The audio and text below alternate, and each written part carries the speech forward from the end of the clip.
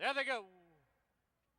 From the outside, Mary Blue put right on the early lead. Cardinal Rose right there. At the rail is Catty Dom. Length and a half back, Peterson Landing, and 2.5 to Feisty Ella. Rounding the far turn now, battling on the inside, we have a Cardinal Rose, and on the outside, Mary Blue. They've opened up 3 now on Catty Dom. Peterson Landing's on her outside, 3 back, Feisty Ella. Opening quarter in 24 flat. Through the stretch for the first time, Mary Blue on the outside and Cardinal Rose at the rail. These two now matching strides. It's 2.5 lengths back to Peterson Landing, who's got a good stalking trip in third. She's on the outside of Catty Dom, and 4 lengths back is Feisty Ella. Into the clubhouse turn they go, the half and even 48 flat. As they head to the half mile marker, it's now Cardinal Rose with the lead of 1.5 lengths. Mary Blue second by a tight length. Peterson Landing dives to the inside. Getting out a little on the backstretch is Cardinal Rose, opening up the inside. And Mary Blue tries to slip through. 3/8 to run. And from the outside, Cardinal Rose by a head. Mary Blue, though, is game on the inside. They've opened up 3 now on Peterson Landing. Then it's Feisty Ella. Trailer, Catty Dom. 6 furlongs in 1:13 and 2. They're midway on the final turn, 3/16 from home. And Mary Blue leads it now by 1.25 lengths. It is Cardinal Rose second by 2.5, and Peterson Landing third, and down the lane they come. Mary Blue has opened up by 3. It's Mary Blue by 3 by 4, battle on for second. Mary Blue will win it, Peterson Landing up for second, Cardinal Rose third, and Feisty Ella fourth. She's owned by Peter Redicop, BC Limited, trained by Barb Heads, and the winning riders, Amadeo Perez. Mary Blue is a 4-year-old filly by Macho Uno out of That's Why. 5-4 exacta was $3, 5-4-3 try, $8, 5-4-3 1, 20-cent super, $4.07.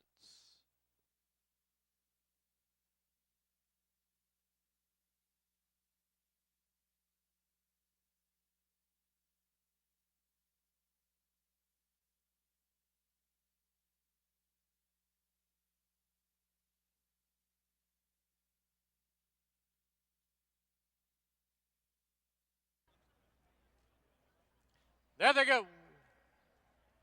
Daphne from the outside, quick and right on the early lead. Above average, now drives up the inside. Lola M right there, Celerity, and Nene, the early trailer. Rounding the far turn, they're all chasing Daphne. She leads it now by 2.25. From the outside, Lola M from the inside, above average. 2 lengths back now is Nene in fourth, and 2.5 to Celerity.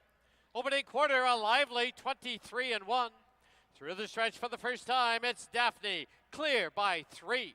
Lola M from the outside and above average, saving ground at the rail. Celerity sits in fourth. She's about 6 off the lead. Pardon me, Nene sits in fourth, 6 off the lead. Celerity is the trailer. Into the clubhouse turn they go, and it's still Daphne with the lead now by 3. The half, 46 and 2. Past the half-mile marker they go, and Daphne takes the field to the backstretch with a 4-length lead. Above average, now Celerity starts her run on the outside. Nene's at the rail, and Lola M. 3 furlongs to run, and Daphne controls the tempo, but Celerity is in pursuit. She's now only a length off it, now a half, and she's going to breeze on into the lead. It's Celerity as they hit the far turn. 6 furlongs, 1:11 and 1. Celerity leads it now by a length. Daphne second by 5. Nene third, above average, and Lola M. 1/8 of a mile from home, and Celerity comes home now with a 2.5 length lead. But Daphne going to give her another go on the outside. It's Celerity. Daphne on the outside. Celerity by 2. Celerity will score. It'll be Daphne second, Nene third, Lola M, and above average. Is an 8-year-old mare by Mass Market out of Sunny Solaro. Bred in BC by the owners, the Bennetts. That's the early double for trainer Barb Heads and rider Amadeo Perez. Exacta was $8.95. 352 try, $26.80. 20-cent super, $15.31. Away at 3:30.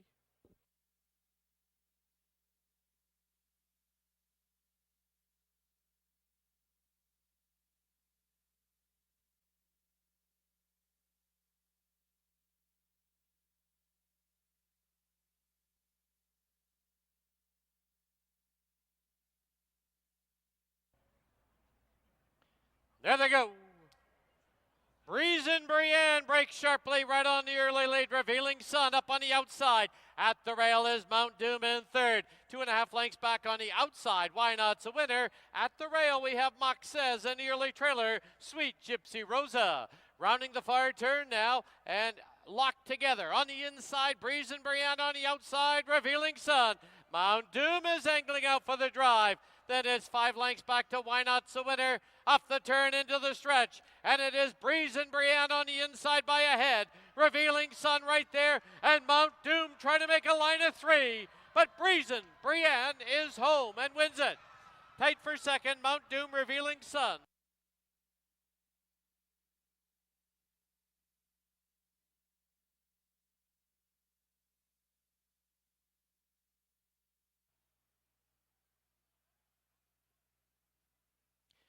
$4-1 exacta was $19. 4-1-5 try, $36.05. No superfecta wagering. Post time for the fourth, 20 minutes away at 4 o'clock.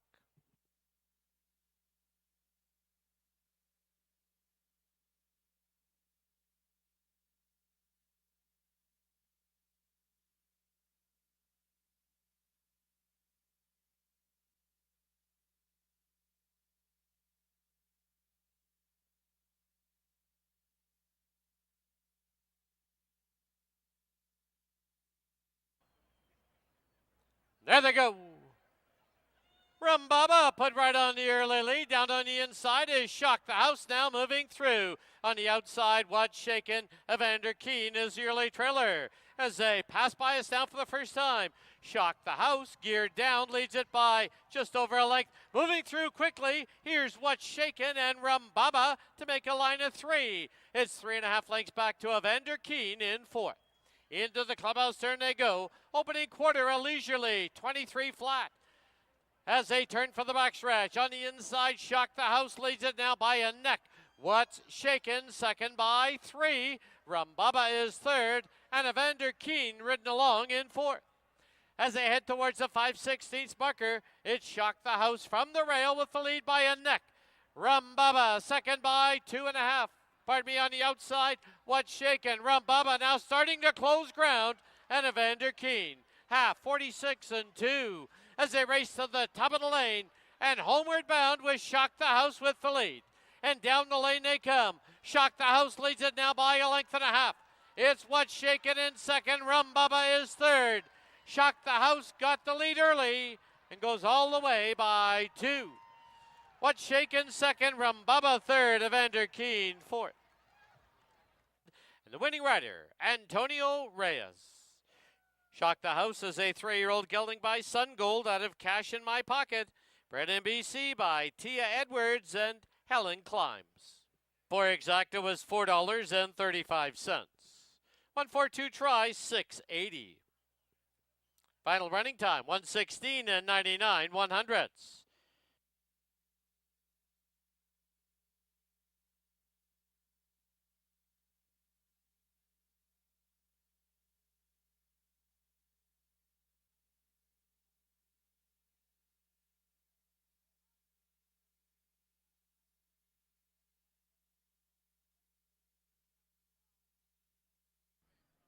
There they go.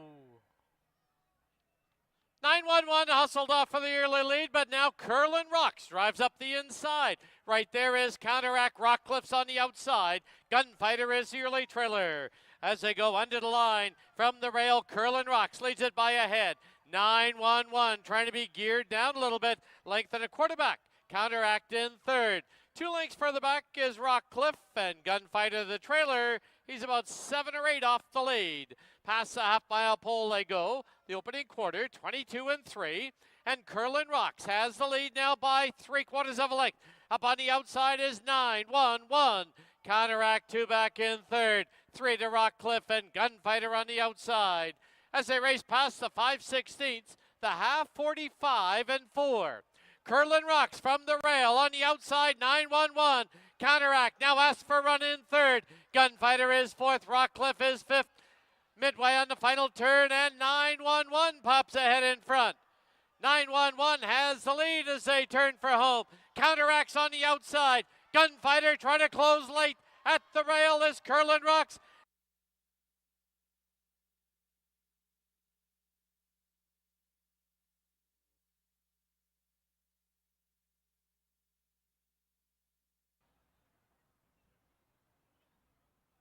There they go. Miss Accelerate is trying to gun for the early lead. Down towards the inside, Nothing But Sunshine. And Penalty to Rangers. From the inside, I'm All Shook Up. Then Perfect Penny. Early trailer, Flying Miss. As they head to the clubhouse turn, Penalty to Rangers has cleared off. Leads it now by a length and a half. Nothing But Sunshine sits in second. Miss Accelerates 2.5 off it in third. Followed by I'm All Shook Up. At the rail is Perfect Penny. And about 5 back to the trailer, Flying Miss. Opening quarter at 22-1. As they head down the backstretch, it's Penalty to Rangers with the lead now by 3/4 of a length. Nothing But Sunshine. Miss Accelerate is inching up on the outside. Then it's 2 lengths back to Perfect Penny. I'm All Shook Up and Flying Miss. The half 46 flat. 1/4 mile from home and from the outside now. It is Nothing But Sunshine with the lead. Penalty to Rangers. Perfect Penny, Miss Accelerate. As they get set to turn for home, Nothing But Sunshine leads it now by 2.5. And down the lane they come. Nothing But Sunshine. Here's Perfect Penny ranging up on the outside. Perfect Penny has the lead. It's Perfect Penny to score by 2. Nothing But Sunshine, close photo for third. Miss Accelerate and a late close. Arms trained by Steve Henson. Winning rider, Kieran Kellawan. Perfect Penny is a 5-year-old mare by Mucho Macho Man out of Pretty Maid. Bred in BC by Sandra Loseth. Is official. 5-2 exacta was $19.80. 5-2-6 try, $72.15.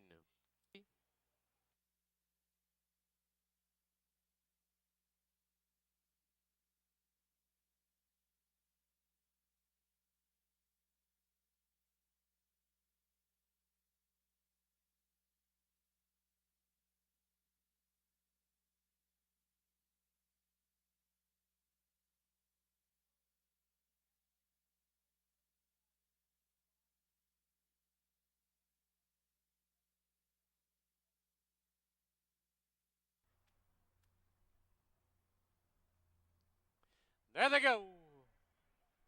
Backshack is quick at the break and on the early lead. Cerebro now drives up the inside. On the outside now is Tis Vicious down towards the inside. We have Sharp Zan, followed by I'm Corfu, Star Entry, and Parker Point. As they go to the clubhouse turn, it's Cerebro with the lead. Into the clubhouse turn they go. Cerebro leads it now by a tight length. Backshack, second by a length. Down on the inside is Sharps, and I'm Corfu is on the outside in fourth, 3 off the lead. 2 lengths further back to in the clear, Tis Vicious, Star Entry, and Parker Point. Opening quarter, 22-3. 3 furlongs to run. And Cerebro from the rail leads it by 3/4 of a length. Backshack, I'm Corfu, move up on the outside. Sharp Sand, Tis Vicious, 3 off it in fifth. Star Entry and Parker Point, half 45 and 4. Midway on the final turn, new leader, it's Backshack. And Backshack leads it now by a little over a length. It's Cerebro in second, I'm Corfu, Tis Vicious, and Star Entry, widest of all. Backshack, Cerebro trying to re-rally. And here's Star Entry over the top. Star Entry will win it. Backshack second. It'll be Cerebro third, Tis Vicious fourth, Sharpsand fifth.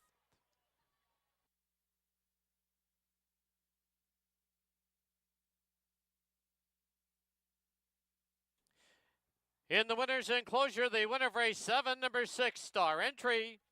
Owned by 6-3 exacta was worth $23.25. The try was $89.40.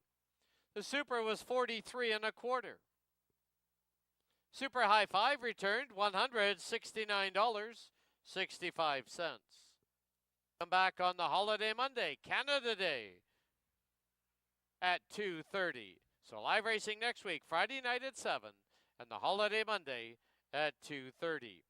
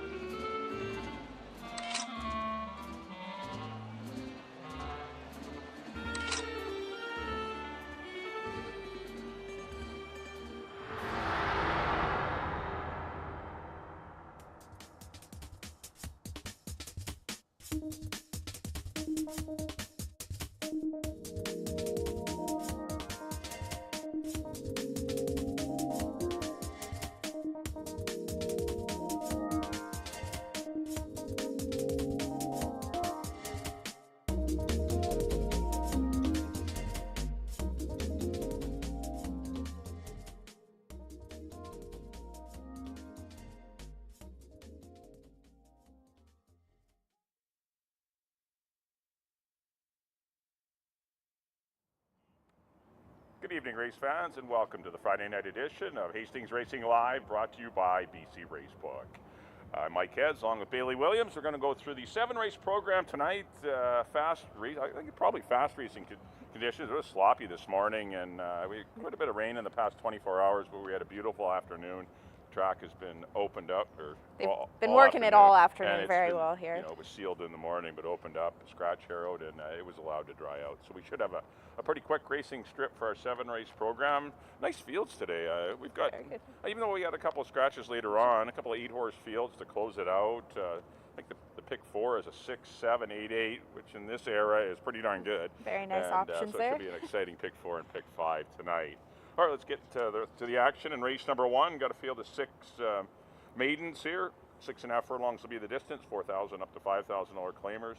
Early double, exacta tries, and supers. Who'd you try in the first? I went to the outside horse in here on my good side. Definitely one that you're going to want to watch in the paddock, though. Was an absolute handful to get saddled last time. It lost probably a little bit of his race. Was never going to catch the winner that day. Mr. Morrison was long gone, clear winner. But I do think that is definitely one to take a better look at in here. And New Soup for Baby. That's a little bit of a wild card in here. I think for me, I did have that one in my play spot, and I think you like him as well? Yeah, I'm going to take him on top. It was 3 and 6. I like the same two you do. I just put New Soup for Baby on top just because he only has the one race, and I think he'll benefit a lot from that. There's not a lot of speed in the race. I think Scott might be able to get this horse to the front and control the tempo, and if perhaps can lead them all the way. But I definitely like the 6 on my good side as well. And I threw in Rick's Dancer for 3rd. That horse deserves respect. No real standout, I don't think, in the opener. A good competitive field of 6, but we both agree that 3 and 6 are going to be pretty tough in race number 1. On to race number 2, let's just kick off the pick 5 for you pick 5 players. Got a field of 6 $4,000 claimers, the non-winners this year, or non-4 lifetime, going 6.5 furlongs. I'll start off Wicked Night. It's tough to get past Wicked Night in here. It's kind of a head-scratching drop. I mean, there's other places to drop. You could have dropped to 62.50. The horse won a 16 non-3 earlier in the year. Wasn't disgraced in any of the races. His last 2. Has good work since his last race. So I don't know. It just seems like, I guess, get aggressive, and they've done that. And I think Wicked Knight's, if he's firing on all cylinders, he's going to be tough to beat. I put Slew's the Boss, who returns to a sprint, but I don't mind him sprinting. He's pretty versatile and can go short or long. And there goes my hero for Steve Henson and Amadeo Perez for 3rd. Those are the 3 for me. I like the even numbers in here, but we should have a big favorite in Wicked Night to kick it off. Yeah, I agree there. Slew's the Boss, like you mentioned, is shortening back up, but there is a lot of speed in this race. So for that old campaigner, that might be ideal. I have him in my show spot, but definitely one in any of those exotics in this race. Yeah, the inside, as you mentioned, the inside 3 horses all have speed. So, and even Wicked Night will be looking to try and clear. So there should be a good honest pace, which could help out the 9-year-old Slew's the Boss. On to race number 3. Once again, a field of 6 here. Fillies and Mares, in for a claimant price of $4,000. It's non-winners at 3 lifetime. We do kick off your early pick 3 here as well. Where'd you go? I didn't love this race at all. I went to one, actually. I don't think you have her picked. I went to Drill Baby Drill. That's my top a lot this year, but choice not yet. in here. Just leaving her off today. In there. But the 6 BC Christie is an interesting one for me. Brian Boudramsing's back aboard. We know that this horse coming from the Snow Barn. First start for Dimitri wasn't quite what he was hoping for. I do think that maybe he now understands this filly a little bit more, back with the same rider who had winning luck, so maybe that will be an added bonus as well for her. Yeah, definitely. She's back into the level. Like, she won a 4-9-2, and she's in a 4-9-3 now. But back down for 4. Those 8s get tough, those 8 non-3s for some of these fillies and mares. And gets back into an easier spot. The one horse I threw in was the one, Island Living. The track was funny that day on June 14th and June 15th. That was the day the track was kind of dug up, and the inside and speed horses weren't doing great. They were not holding. The outside sweepers were doing quite well. Island Living was probably on the wrong part of the racetrack. Not many riders knew where to be that day, but it just turned out. And I'm going to forgive quite a few horses that ran poorly on the June 14th and June 15th race days that were down on the inside and perhaps even were pace horses because their odds will be bigger because they turned in what looked like subpar performances last time. So I think I'll put Island Living in the mix and Valerie Valesky as well. Another one to forgive that. Yeah, that exactly, same day. Same day. You saw the fractions; they weren't particularly fast, but they were really quick for that day.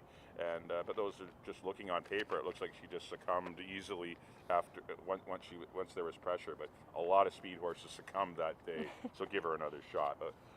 I like BC Christie, but I can see her drill, baby, drill. It's a good race on race number 3. On to the 4th race. We do kick off the pick 4 here on races 4 through 7. Got a field of 6, non-2 lifetime. Once again, $4,000 is the claiming price.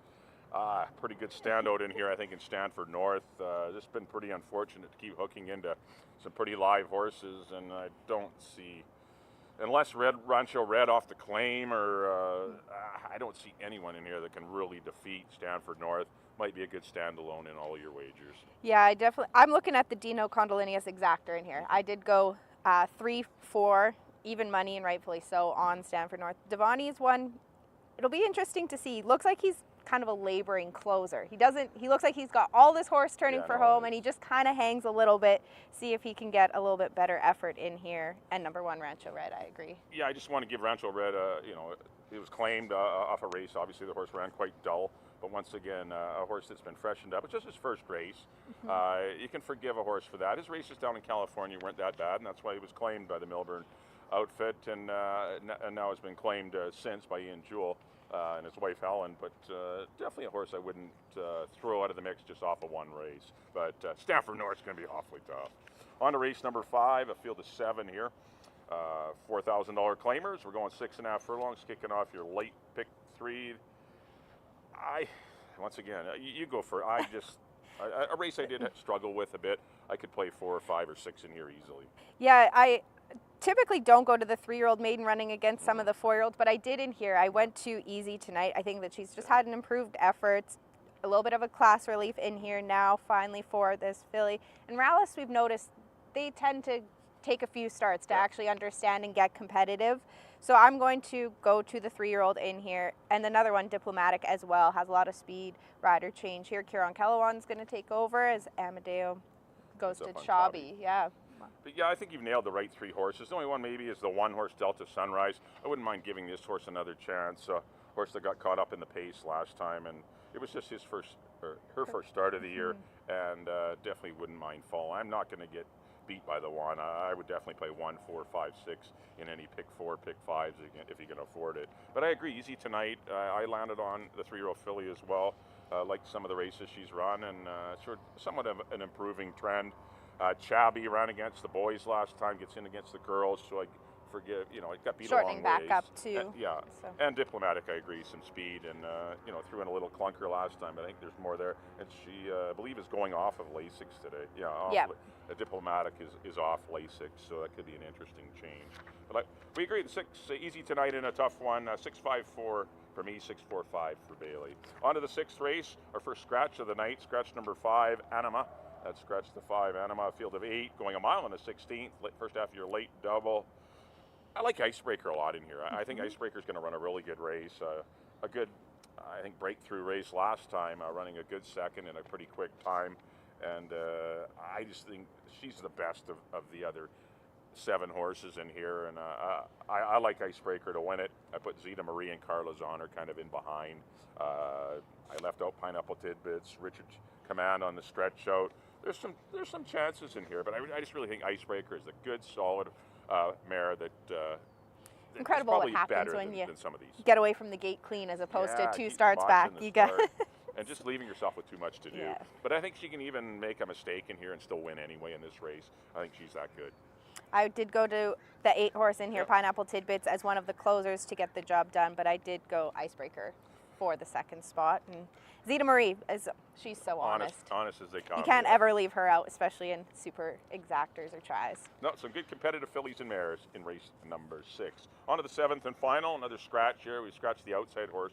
Number 9, Baby I'm a Star. Number 9, Baby I'm a Star is out. Exacta Tractor Superfecta.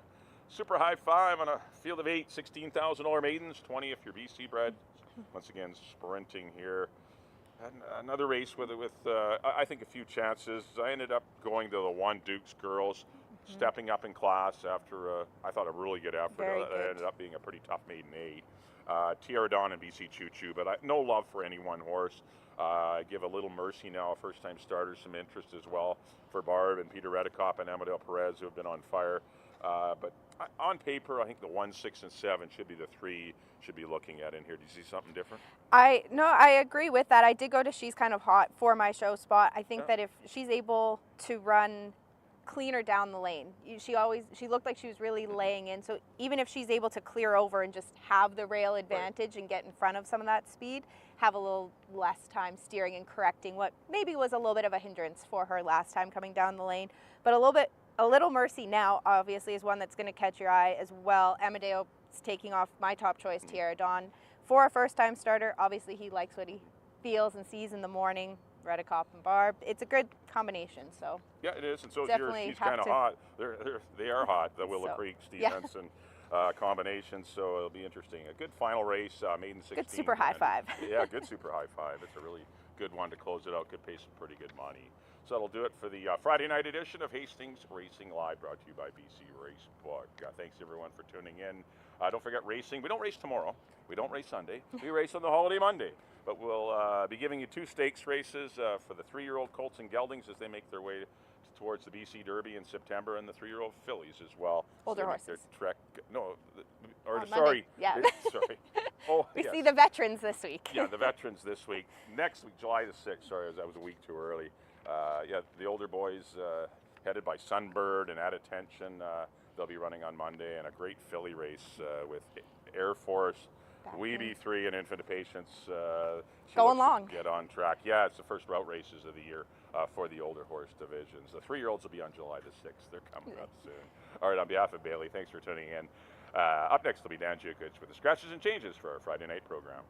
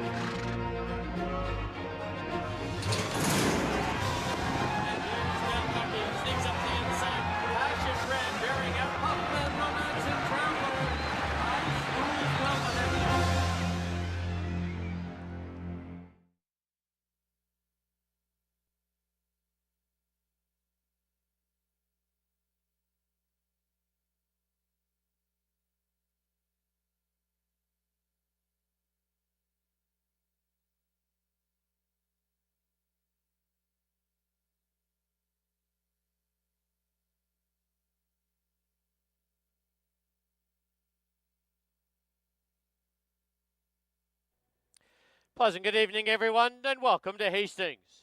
Track condition at present is listed as track fast. Special welcome to everyone joining us for our Friday night card. Now please turn to your official programs for this evening's corrections and changes. In the first, the rider at number 3, New Soup for Baby, is Kamal Santo. Number 6, On My Good Side, is 1 pound over. In the second, number 3, CC Sunrise, is 2 pounds over. Race 3, there are no changes. Race 4, start of our pick 4. 20-cent wager, 15% takeout, there are no changes. Race 5, also no changes. In the sixth, scratch number 5, Anima. Scratch the 5, Anima, from the sixth. In the seventh, number 2, A Little Mercy Now, is 1 pound over. Number 6, Tierra Dawn, is 1 pound over. Scratch number 9, Baby, I'm a Star. Those are all the changes and corrections to the present time. At this time, Hastings would like to welcome our groups joining us for our Friday night card. They include Sherry Dalglish and Employ to Empower. Don't forget, there is no live racing here tomorrow. We do race on the holiday Monday, Canada Day. First race will be 2:30. That's no racing Saturday or Sunday. We resume live racing on Monday afternoon, Canada Day. First race, 2:30. Also, don't forget to join us on Canada Day for our Best Dressed contest.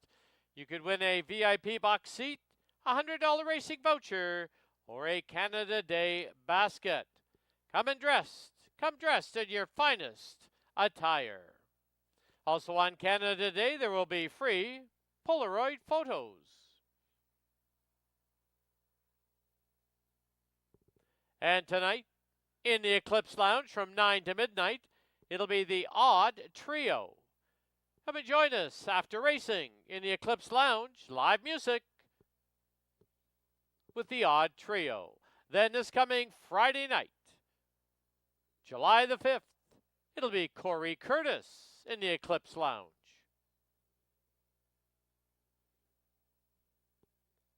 And just a note to our guests who are purchasing a Sunday daily racing form, the past performances for Monday's Hastings card will be included in that Sunday DRF. And for our on-track guests, don't forget the Greater Vancouver Food Bank is on hand with us tonight selling 50/50 tickets. Stop by the tent outside the winner's enclosure or watch for the volunteers throughout the grounds. Thank you for your attention and good luck.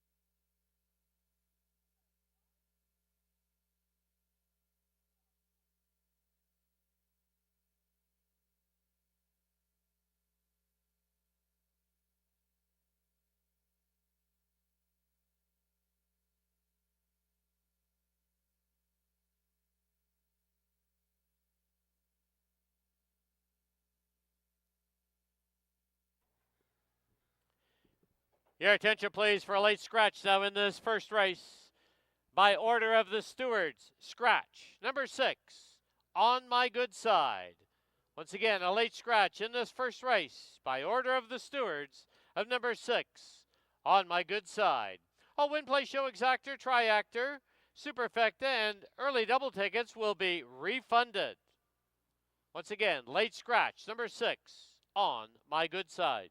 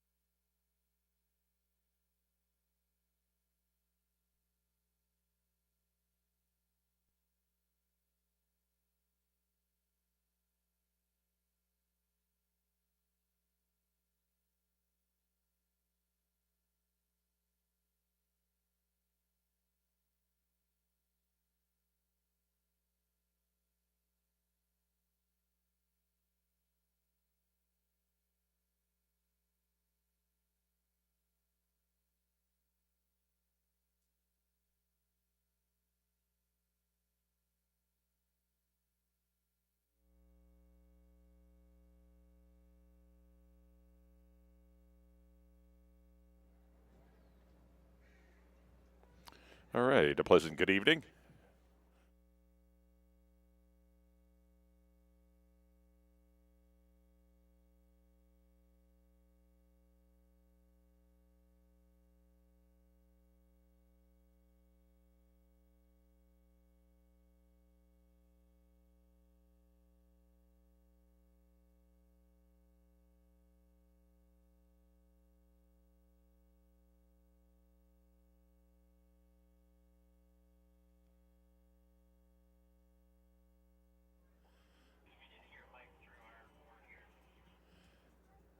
And a pleasant good afternoon or evening, and welcome to Hastings Racing Live on a overcast Friday night. It's actually pretty nice, though.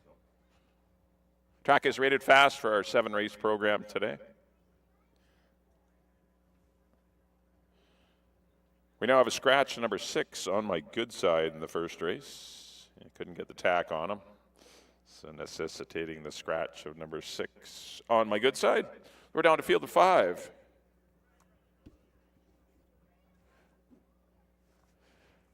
$4,000 maidens, they're going to go 6 1/2 furlongs. First half yearly double. We also have exacta, triactor, and superfecta wagering here on the opener. As we look at number 1, just going to get the tack on him, number 1. There is Rick's Dancer.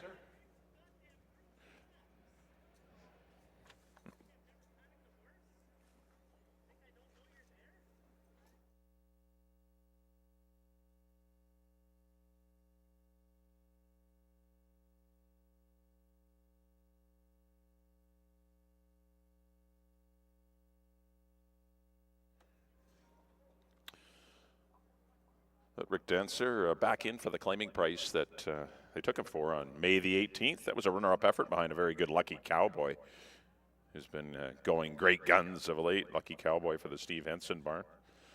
Ran into a brilliant Mr. Morris last time, up at the 8,000 level.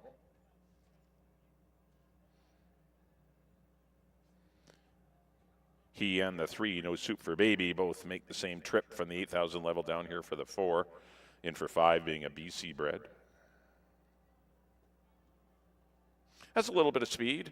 I would expect the Son of Lent to be pretty close to the pace.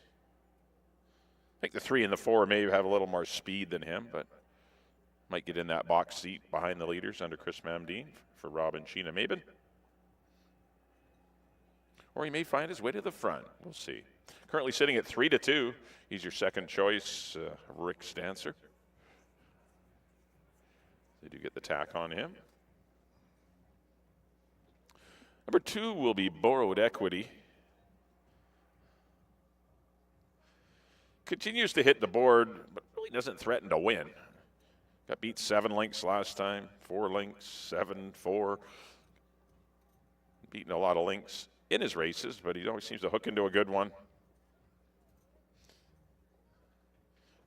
This one is probably by far this is definitely the easiest race he's been in, but I prefer a couple others in here. I think I'd put him in for 3rd now with the scratch. I would go 3, 1, and 2. Horse that gets himself in position just behind the leaders, but he doesn't have that lethal late kick to seal the deal. So, but he can, he just continue to grind away and earn money, which is great for owner Sandra Corson and trainer Mel Snow. 3-1 on Borrowed Equity. Number 3 will be New Soup for Baby. Gave a little crow hop at the start last time, then rushed up to get near the lead under Curry Powell. Battled with the winner, Mr. Morris. Still 2 lengths away from Mr. Morris at the head of the lane. I thought he ran a big race. It was just his first race of the year. He ended up tiring to be 3rd, beating 8 lengths, just a little under 8 lengths, but he just lost 2nd late to On My Good Side, who had starts under his belt. He's come back with a good work in 48-1. New pilot Kamal Santo on the 3, New Soup for Baby. I like this one. Could prove tough to catch. We'll see. For the Shamrock Racing Stables and Brian Phillips. 8-5, second choice. 4 will be Showman. Ran better last time.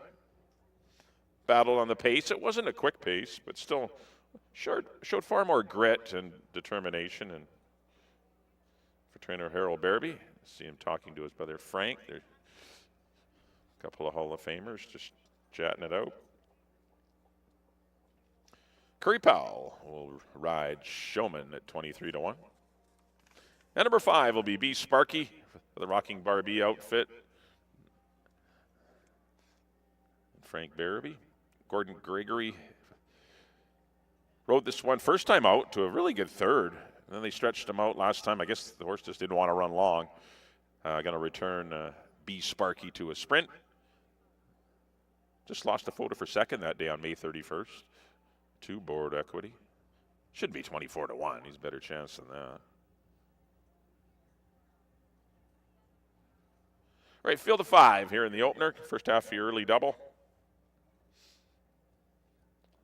I'm going to go 3, 1, and 2 now with a scratch to the 6. So I'm 3, 1, 2 in our Friday opener.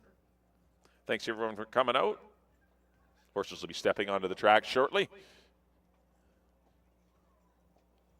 And we'll get the bugle and then the introduction from Dan Jukic to the horses racing in race number 1. Good luck, everyone.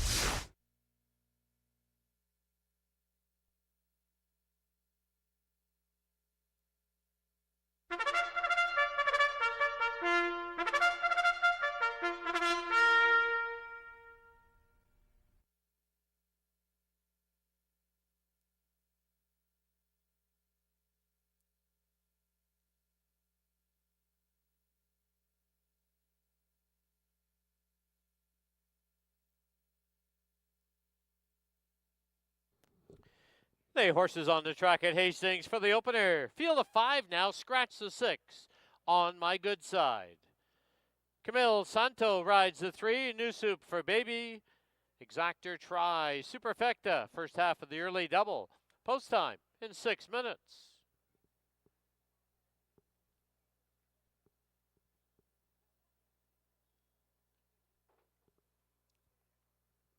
Here's the field. Number 1, Rick's Dancer, owned by Robin Sheena Maben. The rider, Chris Mamdine. 2 is Borrowed Equity, owned by Sandra Corson. Brian Budramsing to ride. 3, New Soup for Baby, owned by Shamrock Racing Stables. The rider is Kamal Santo. Number 4, Showman, owned by Mr. and Mrs. Harold Barabee. Curry Powell takes the call. And number 5, B Sparky, owned by the Rocking Barbie outfit. The rider is apprentice Gordon Gregory. 5 minutes to post time.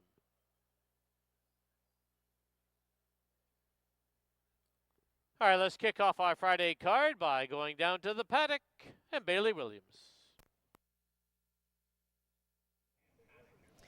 Thank you, Dan. We are just 5 minutes away from a field of 5 now to kick off the Friday opener. Scratch On My Good Side, who was my original top choice in here. I had mentioned in the pregame show with Mike that we were going to have to watch this horse in the paddock and see his behavior. Unfortunately, he was just not cooperating today to get the tack put on. So I'm going to go to the 3, current favorite on the tote board, No Soup for Baby.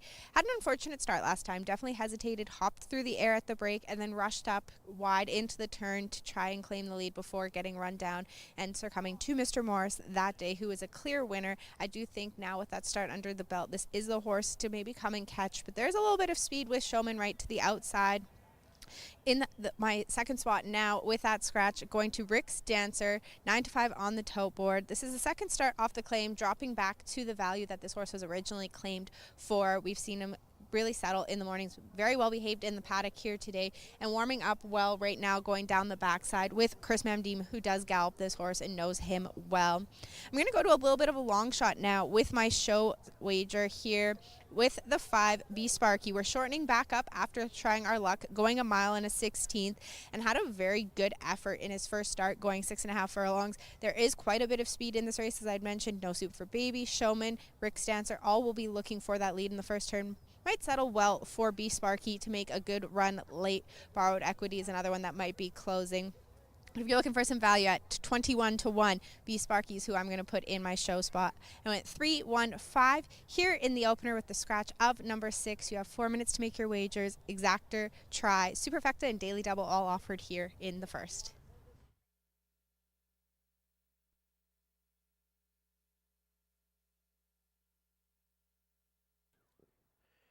Just a note for those of you holding copies of tonight's daily racing form. Number 3, New Soup for Baby, did wear blinkers in his previous start and continues to wear them this evening. That's in this first race. Number 3, New Soup for Baby, did wear blinkers in his previous start and will wear them tonight.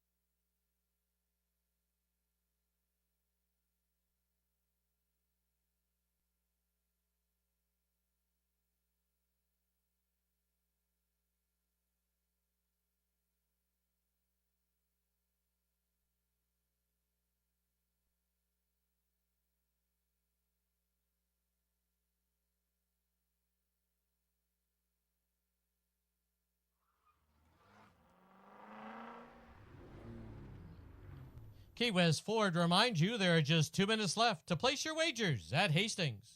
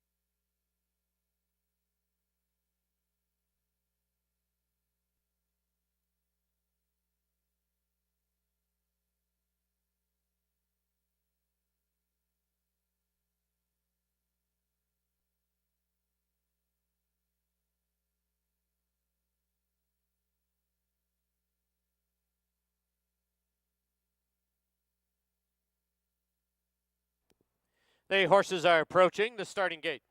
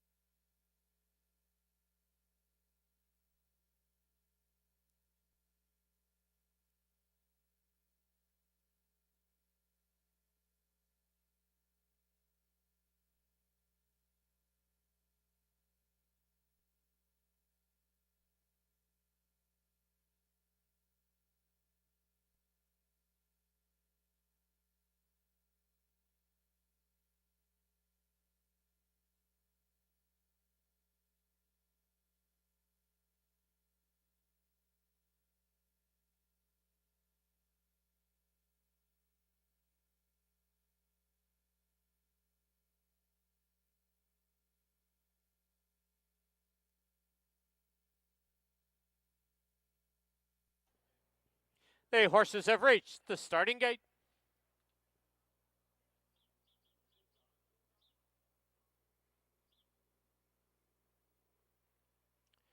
Holding it now for the opener at Hastings. Borrowed Equity, the first one up.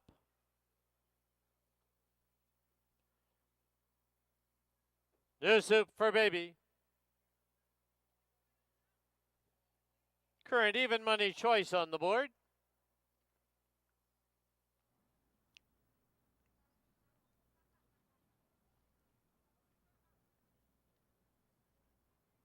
Next one up will be the Gray Showman.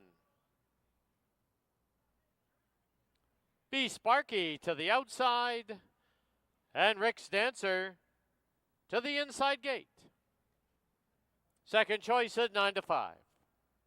5 in, they're at the post. There they go. From the rail, Rick's Dancer is quick at the break and on the early lead. New Soup for Baby drives up on the outside. Showman gets away in third. Borrowed Equity and Be Sparky. As they go under the line, Rick's Dancer shows the way now by a half. New Soup for Baby second by 2. Showman third by 2.5. Borrowed Equity in fourth. And Be Sparky is the trailer. Into the clubhouse turn they go. And it is Rick's Dancer with the lead. The rider has lost his irons on the 3. New Soup for Baby as they head for the backstretch. The opening quarter, a leisurely 23-1.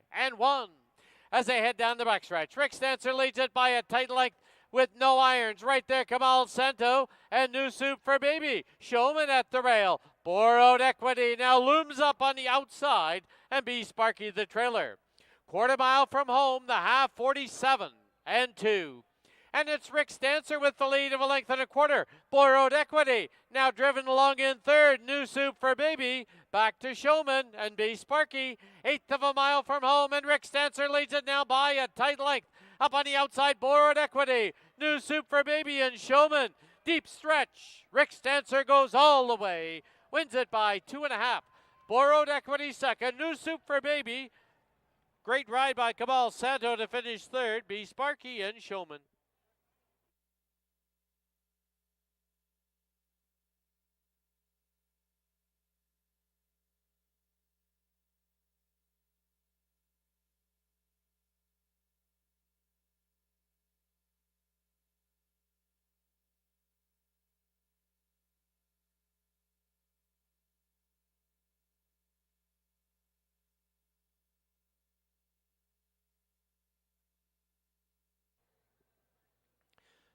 On the board, the unofficial winner, number 1, Rick's Dancer. Second, number 2, Borrowed Equity. Third, number 3, New Soup for Baby. Fourth, number 5, Be Sparky.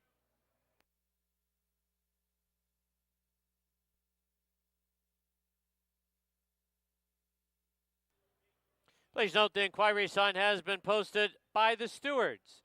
They are going to review what happened to number 3, New Soup for Baby, when rider Kamal Santo lost his irons.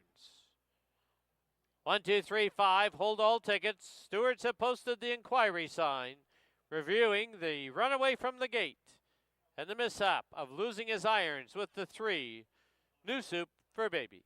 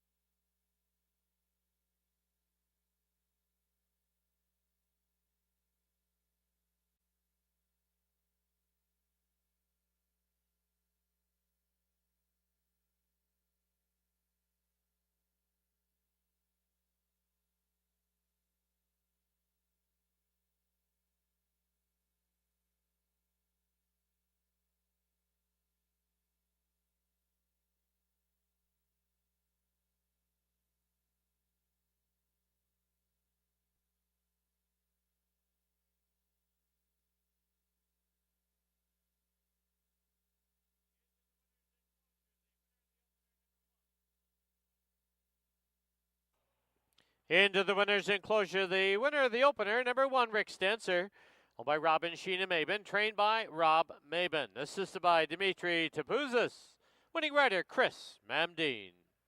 Rick Stancer is a 3-year-old gelding by Lent out of Another Dance, bred in BC by Rick Camps.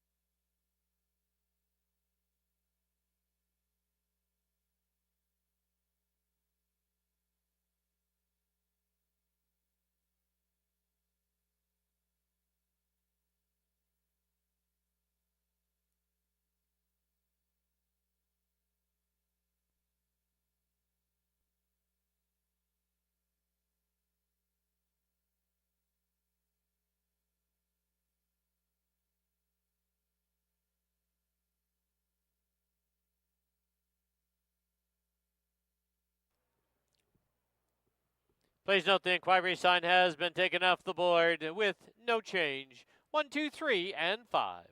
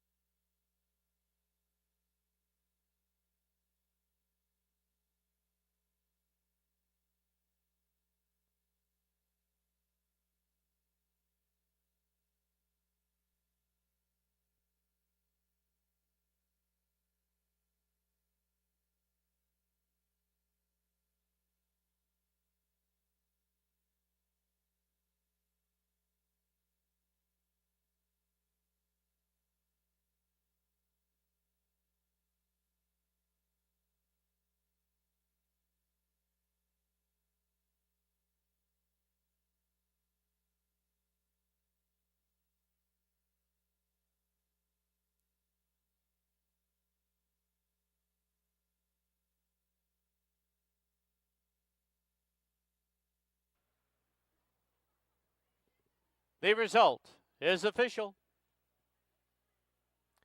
1, 2 exacta was $8.35. 1, 2, 3 try, $10.70. 20-cent super, 1, 2, 3, 5, $4.48.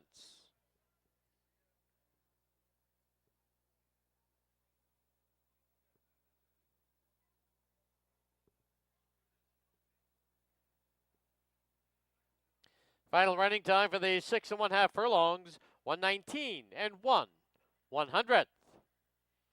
Claim in that first race, number 3, New Soup for Baby, claimed by Michelle Roberts Henson. Trainer, Robbie Henson.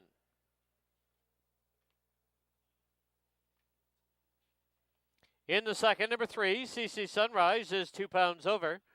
Post time for the second, 18 minutes away at 7:30.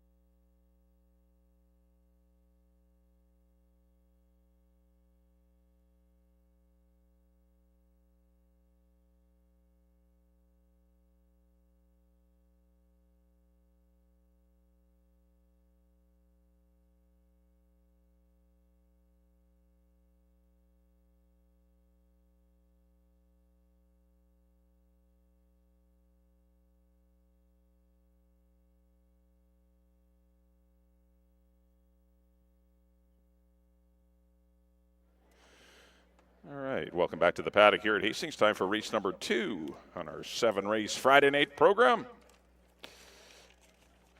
Got a field of 6.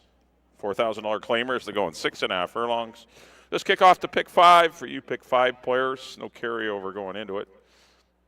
Still, it's been a very good wager this year. Many times it's paid between $1,000 and $3,000, and you don't need to spend a lot of money to take home a pretty good prize. But 6 $4,000 maiden, or not maidens, non-winners this year to kick it off.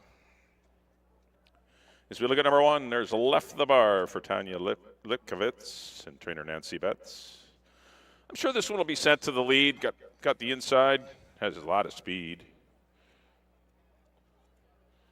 I don't know if he's going to be able to shake loose, though. That's the whole key.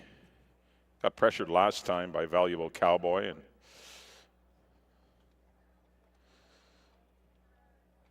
his first up run at Hastings wasn't bad, running 4th, beating under 3 lengths to Something Elusive and Knopfler and Quagmire. That was a live heat. Horse looks great here in the paddock. Karen Kellewan rides. Trying to play catch me if you can. That's the one, Left the Bar. Just ahead of him is the 2. That's There Goes My Hero for Helen Climbs, Joanne McDonald, and Sharon Pring. Nice win last time out at the non-3 level. Now up for non-4. This race is for non-winners of the year or non-winners of 4 lifetime. That's why this horse is eligible. Just hung it on Beckett's Best last time. This is obviously a tougher test for There Goes My Hero.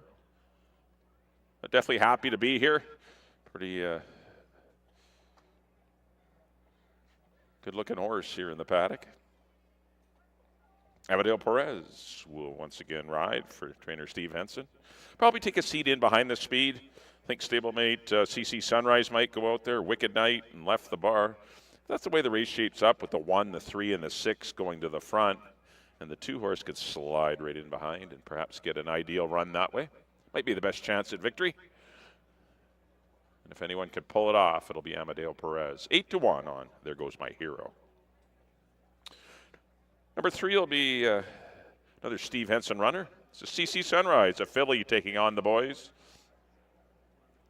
Dropping from 6250 mares, which would be like a sideways move in here because running against the boys is pretty difficult. Scott Williams up. This one's got speed. Actually, got really good in that Eric Carrera race. Way better than I didn't think she would have been able to run that kind of race. I mean, I wasn't on her in that spot. That was a dirty race with Eric Carrera, Queen of Attitude, and Silk Stilettos. Those are nice mares. She was up there on the pace, battled gamely, and only got beat less than 5 lengths. Scott Williams will be back aboard for the Willow Creek Farms and Steve Henson, 5-1. Probably be pretty close to the pace, I would think. She's not going to go out there and set it up for There Goes My Hero. I know that. They're different owners, even though it is the same trainer. Obviously, they'll get ridden individually. There's other times when you can forecast when there's 2 horses that have, or 2 horses in a race that have the same owner. Perhaps they may want to liven up the pace with one.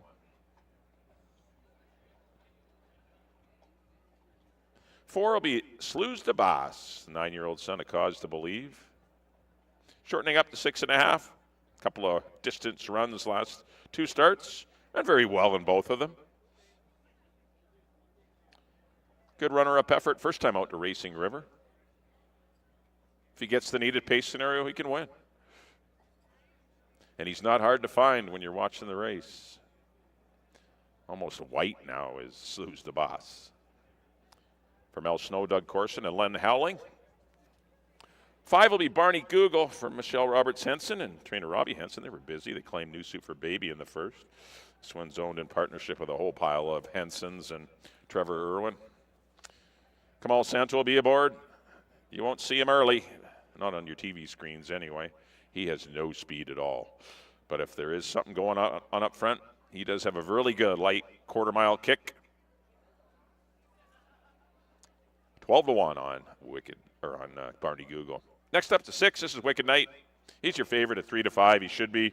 He's dropping from 12-5 off a fourth place run. It's against Steve Fantastic going long. Back at it his winning distance. Looks much the best in here. I can't see him losing. He'd really have to run below expectations to lose in here, I would think, or someone would really have to step it up a whole lot. I went 6-4-2. That's the way I see it here in race number 2. You got 7 minutes to post. Figure out those pick 5s. Good luck, everyone.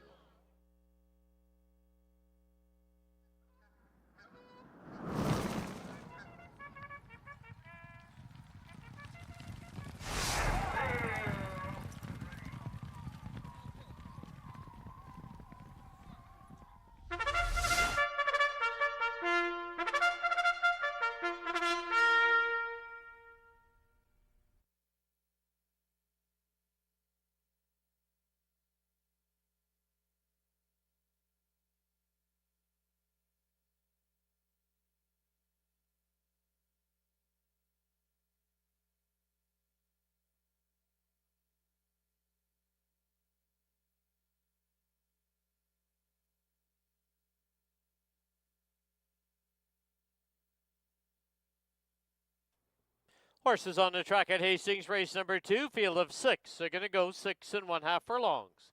Exactor, Triactor, Superfecta, $1 pick 5 wagering, no carryover. Post time in 6 minutes. Here's the field number 1, Left the Bar, owned by Tanya Lipkovitz. The rider, Kieran Kellewan. 2, There Goes My Hero, owned by Helen Climbs, Joanne McDonald, and Sharon Pring. Amadeo Perez in the saddle. Number 3, CC Sunrise, owned by the Willow Creek Farms. The rider is Scott Williams. Number 4, Slews the Boss, owned by Mel Snow, Doug Corson, and Len Howling. Brian Budramsing aboard. 5 is Barney Google, owned by Michelle Roberts Henson, Brad Henson, Randy Henson, Dan Henson, and Trevor Irwin. Kamal Santo in the saddle. And number 6 is Wicked Night, owned by Stuart Carmichael, Mark Freeman, and Mark Cluche. Antonio Reyes to ride. 5 minutes to post time. Once again, paddock side with Bailey Williams.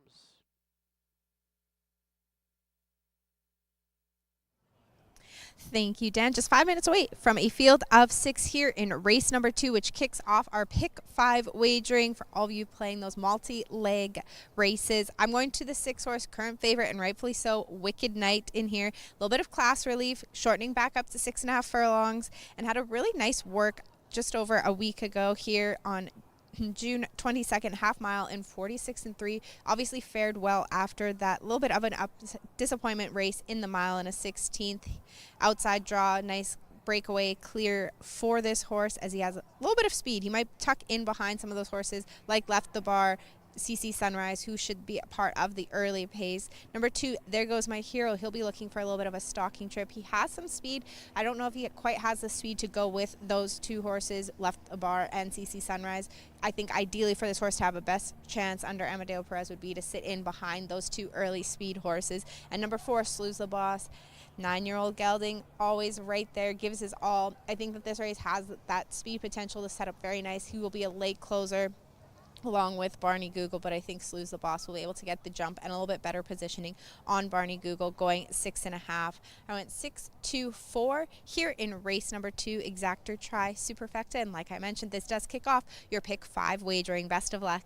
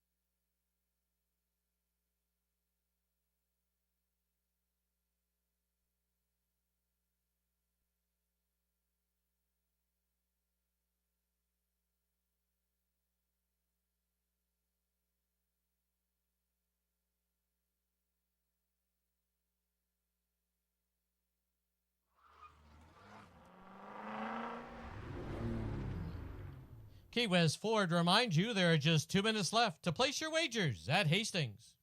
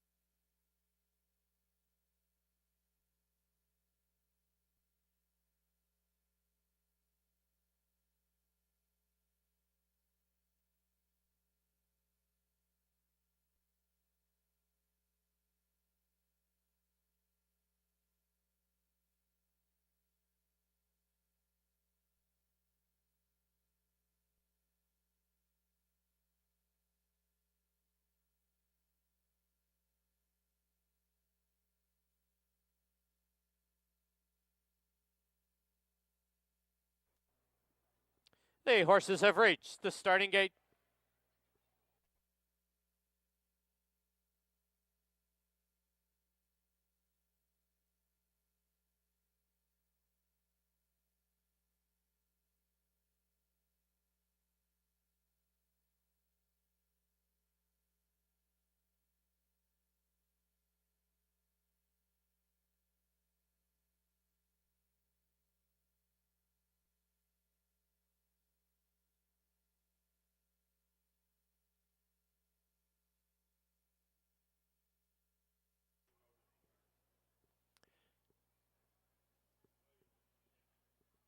Loading in now for the opener.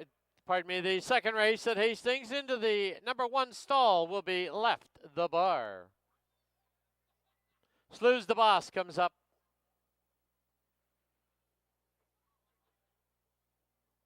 There goes My Hero, gate 2.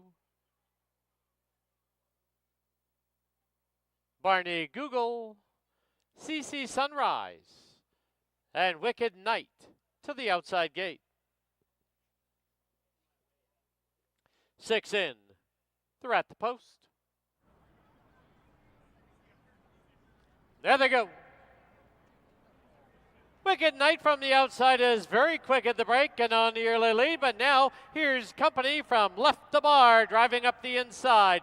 It's 3 lengths back to CC Sunrise, 2.5 to There Goes My Hero. Slews the Boss on his outside. Trailer is Barney Google. Field is getting strung out as they head to the clubhouse turn, and it is left the bar from the rail with the lead now by a little over a length. From the outside, Wicked Knight second by 3.5. CC Sunrise is third by 5. There Goes My Hero. Slews the Boss. Barney Google a trailer. He's already 15 off the lead. Past the 3/8 pole they go. The opening quarter, very quick. 22 flat. Left the bar, Wicked Knight a length back. It's a length and a half now only to CC Sunrise. There Goes My Hero is closing stoutly. 2.5 lengths back, Slews the Boss. And 5 to Barney Google. Half, 45 and 4 as they race to the top of the lane. Left the bar with the lead. Wicked Knight looking for a hole on the inside. There Goes My Hero. CC Sunrise loops up on the outside. Slews the Boss trying to split runners. And here's Barney Google over the top. As they hit the wire, it will be. There Goes My Hero on the inside. Barney Google on the outside. Picture finish. CC Sunrise third.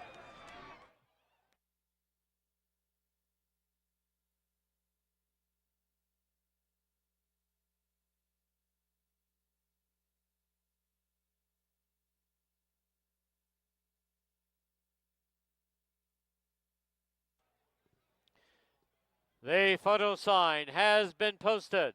Please hold all tickets.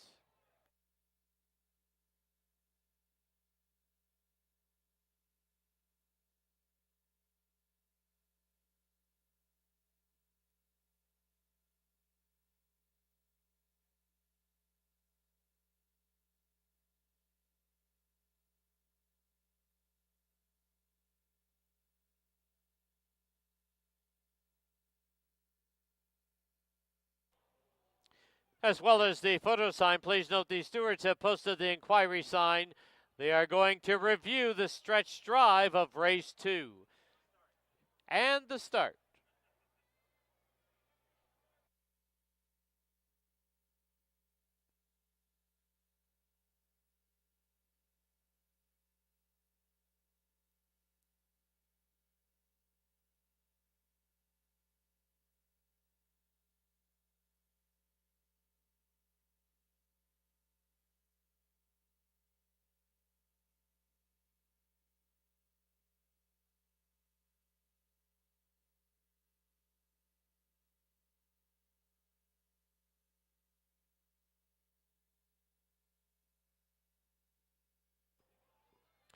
In the photo number 2, There Goes My Hero, the unofficial winner. Number 5, Barney Google second. Number 3, CC Sunrise third. 1 left the bar fourth. We've also received a rider's claim of foul. The rider aboard number 6, Wicked Knight, Antonio Reyes, has lodged a claim of foul against the rider of number 3, CC Sunrise. Stewards review, rider's claim of foul.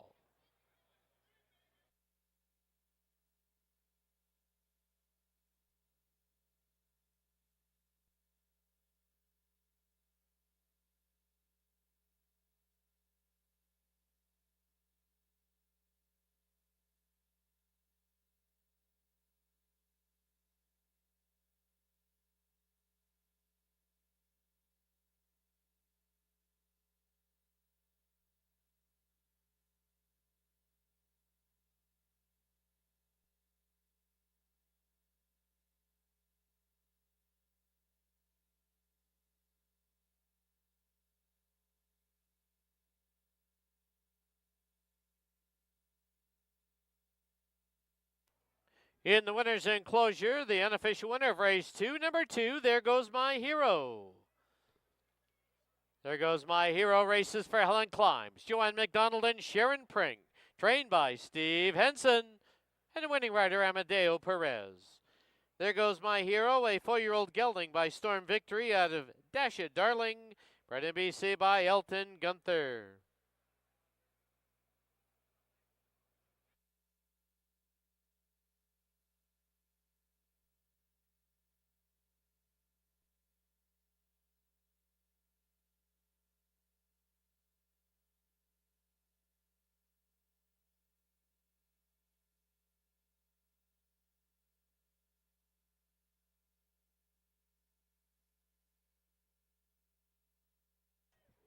Once again, we have a steward's review into the stretch run and a rider's claim of foul, 6 against 3. Hold all tickets.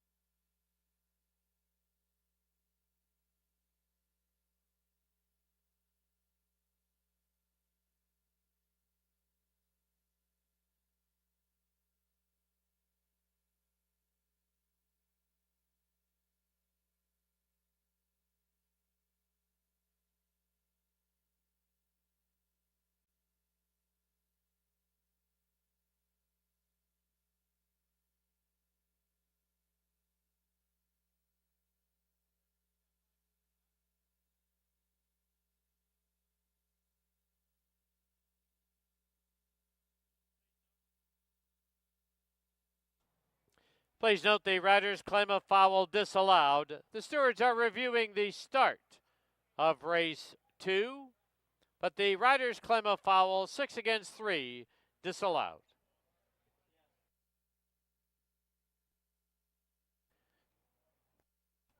And please note now the inquiry sign will fully be taken off the board with no change to 531 as posted.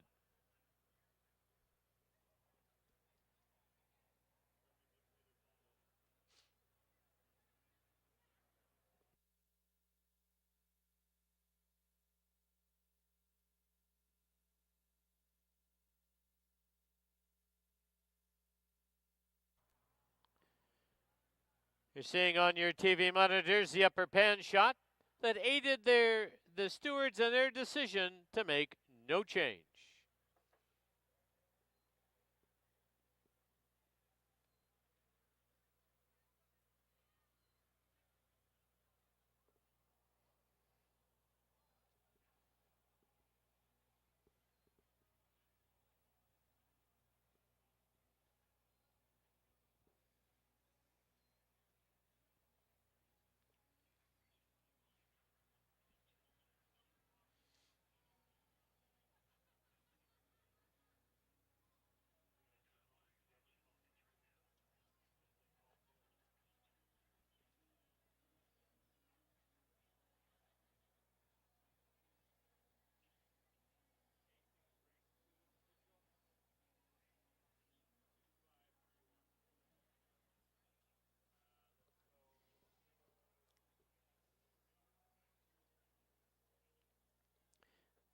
The result is now official.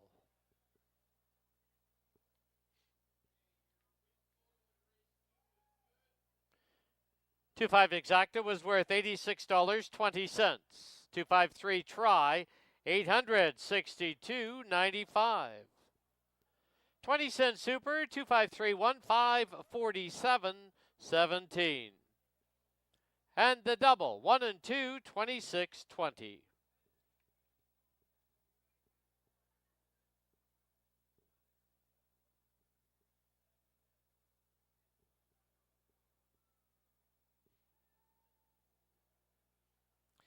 Was a claim in that second race. Number 6, Wicked Knight, claimed by the Sasquatch Stables, Greg Benin and Heather Clark. Trainer, Greg Benin. Up next, race 3, field of 6, no changes.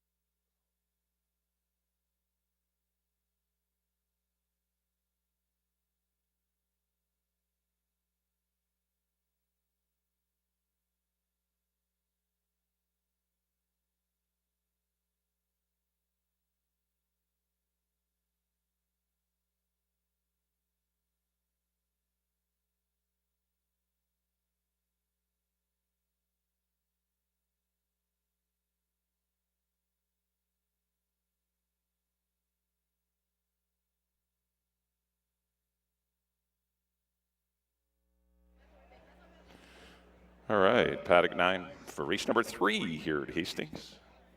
Got a field of 6 $4,000 fillies and mares. They're all non-winners at 3 lifetime, so they all have that common bond. They've only won 2 races in their career. They're going to go 6.5 furlongs. Kick off your early pick 3 here on races 3, 4, and 5. We also have Exacta Tractor Superfectas. Well, backtracking to the first couple of races, congratulations in race number 1 to Robin Sheena Mabin's Rick Dancer, who went wire to wire with Chris Mamdine aboard as the second choice.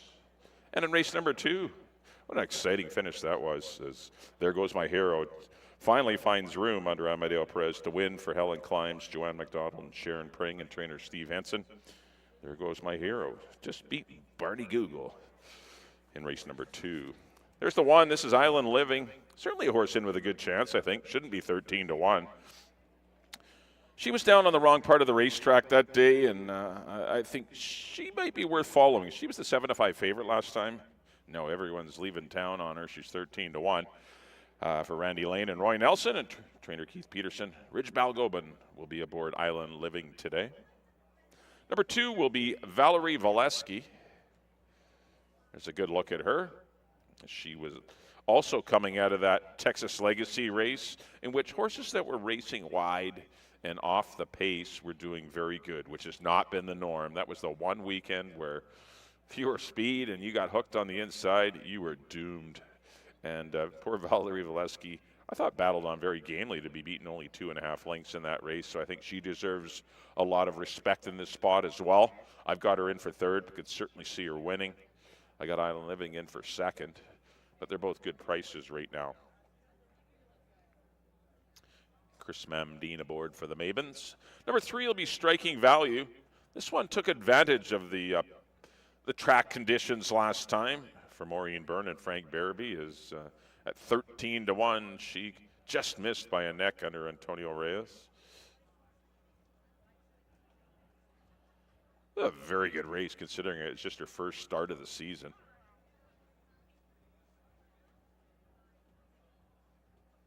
Not sure if she'll get the same pace scenario and same kind of setup as she got last time, but at least she tipped her hat that she's live, she's going to be game, and is on her game, and going to break through soon at this non-3 level. 4 will be Drill Baby Drill. There's a good look at her. Feisty Chestnut, your current favorite at 4-5. Was up with Valerie Valesky on the pace, ended up winning the show battle. There was only a half a length between Valerie Valesky and Drill Baby Drill, yet there's a huge disparity in odds right now. But they're both coming out of that same Texas Legacy race. The inside 4 horses are all coming out of the same race. I've left her off the ticket today.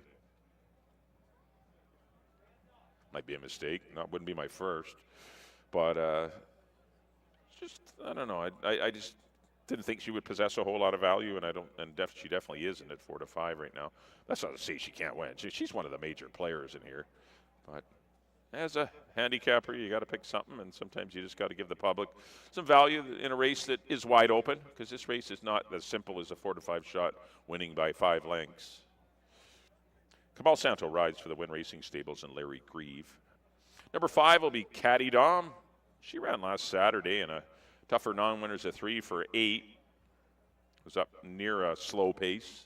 It was won by Mary Blue. It was definitely an easier assignment for her. But back on short notice, we'll see if the return to a sprint is what she wants. She has no real early speed. Karen Kellerman will ride for the Mainline Stables. And Jess Minicello and Greg Pick, trainer Nancy Betts. 6 will be BC Christie. There's my top pick. Dropping out of an on-3.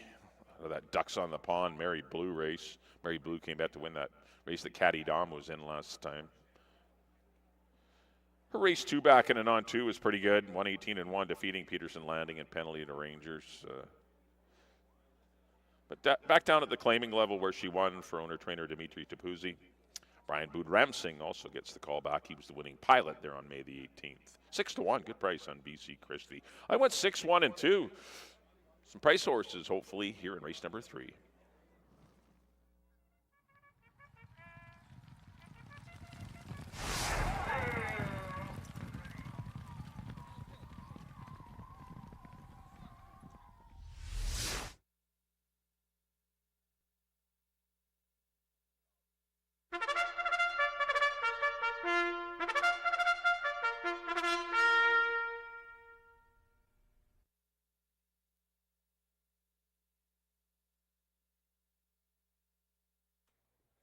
The horses on the track at Hastings. Race number 3. It's a field of 6. They're going to go 6 1/2 furlongs. Exactor, Triactor, Superfecta, and Pick 3 wagering. Post time in 6 minutes.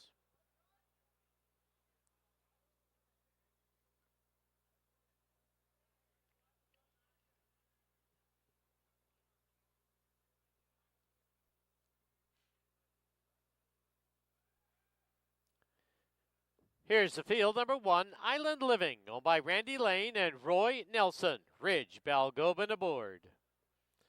Number 2, Valerie Valesky, owned by Robin Sheena Maben. Chris Mamdeen in the saddle.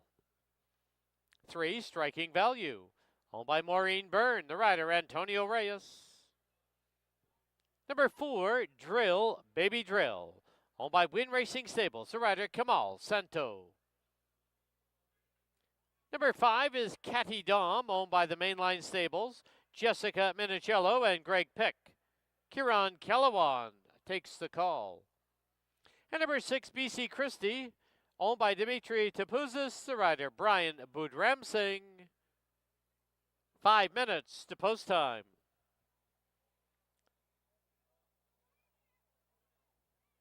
All right, time to go paddock side and Bailey Williams.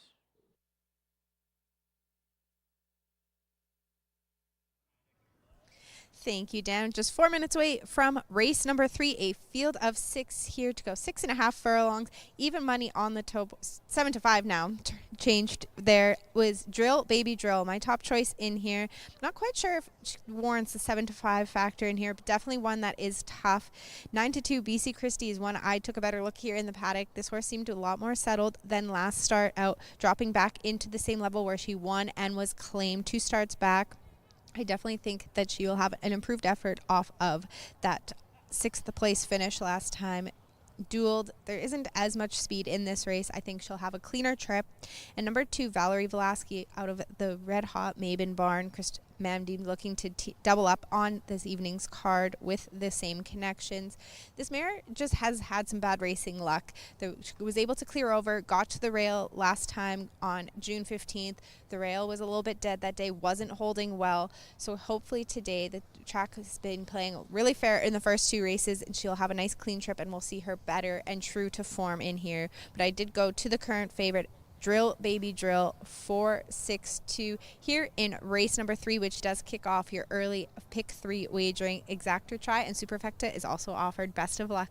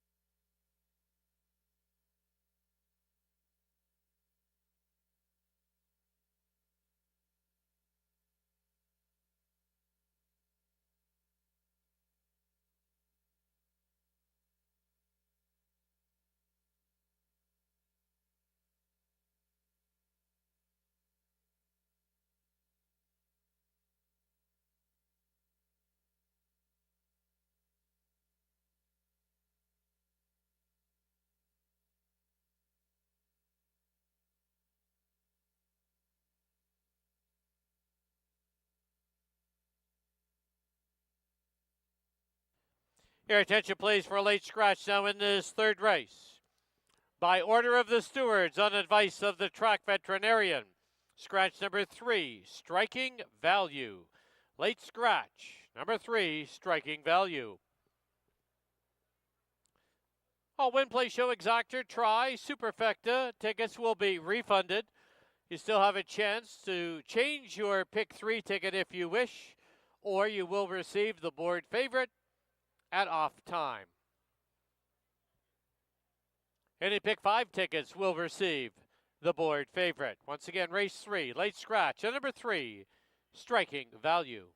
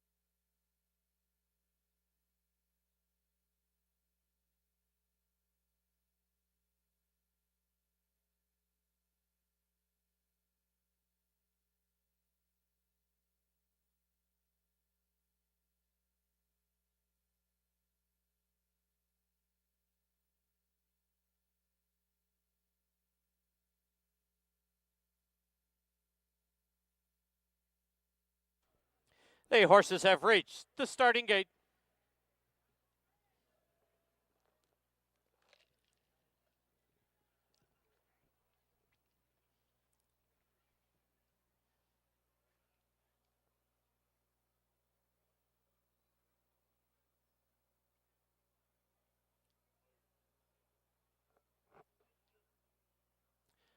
Loading in now for the third at Hastings. Island Living, the first one up.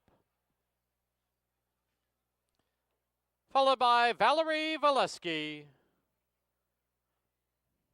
Drill, Baby Drill. Caddy Dom in the red. The outside gate to BC Christie.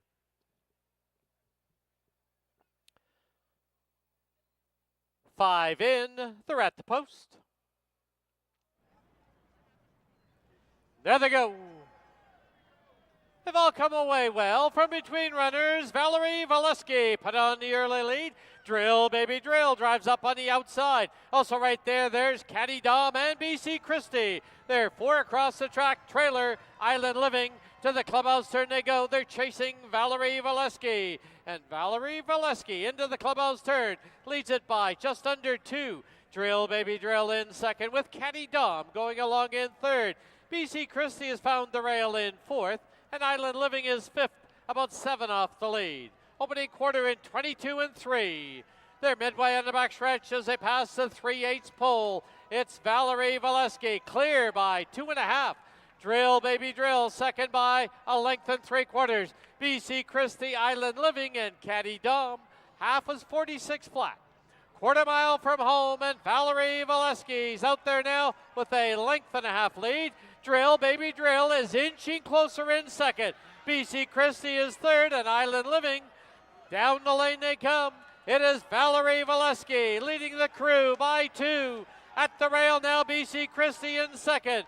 Valerie Valesky, BC Christie. Valerie Valesky, wire to wire. BC Christie second. Drill Baby Drill, Island Living, and Caddy Dom.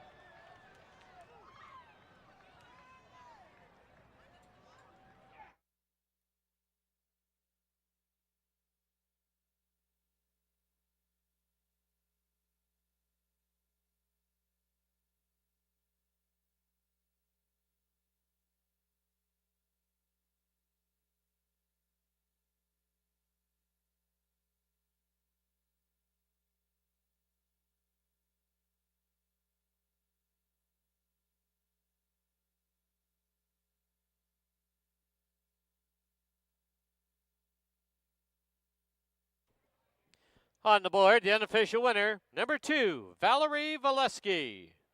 Number 6, BC Christie, second. Number 4, Drill Baby Drill, third. And number 1, Island Living, fourth. 2-6-4-1.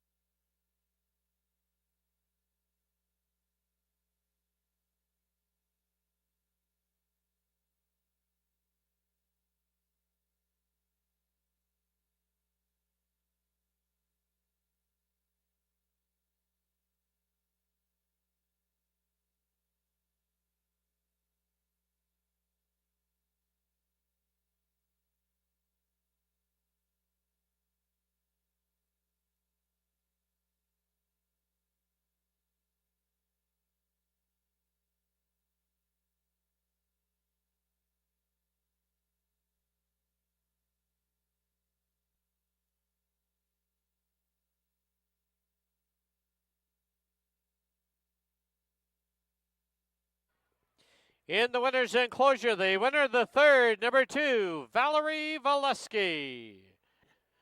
Owned by Robin Sheena Mabin, trained by Rob Mabin, assisted by Dimitri Tapuzis, winning rider Chris Mamdine. Valerie Valesky, a 6-year-old mare by Mark Valesky, at a Predictress, bred in Kentucky by Brereton Jones. Race 3 tonight. On their community day, it's Employ to Empower. This is a downtown east side organization that helps marginalized people set up their own businesses. They will receive a check of $5,000 on their community day.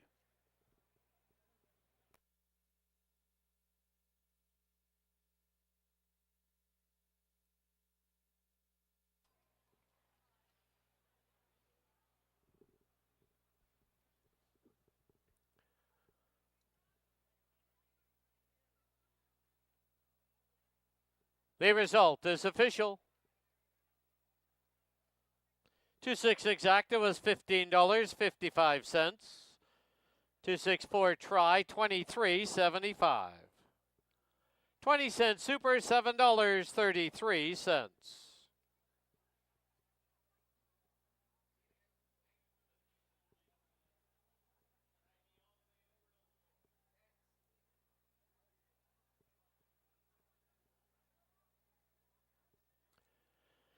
Final running time for the 6 1/2 furlongs, 117 and 94 100ths. Up next, race 4, start of our pick 4. 15% takeout, 20-cent wager, and we have no changes. Post time for the 4th, currently sitting at 15 minutes away at 8:30.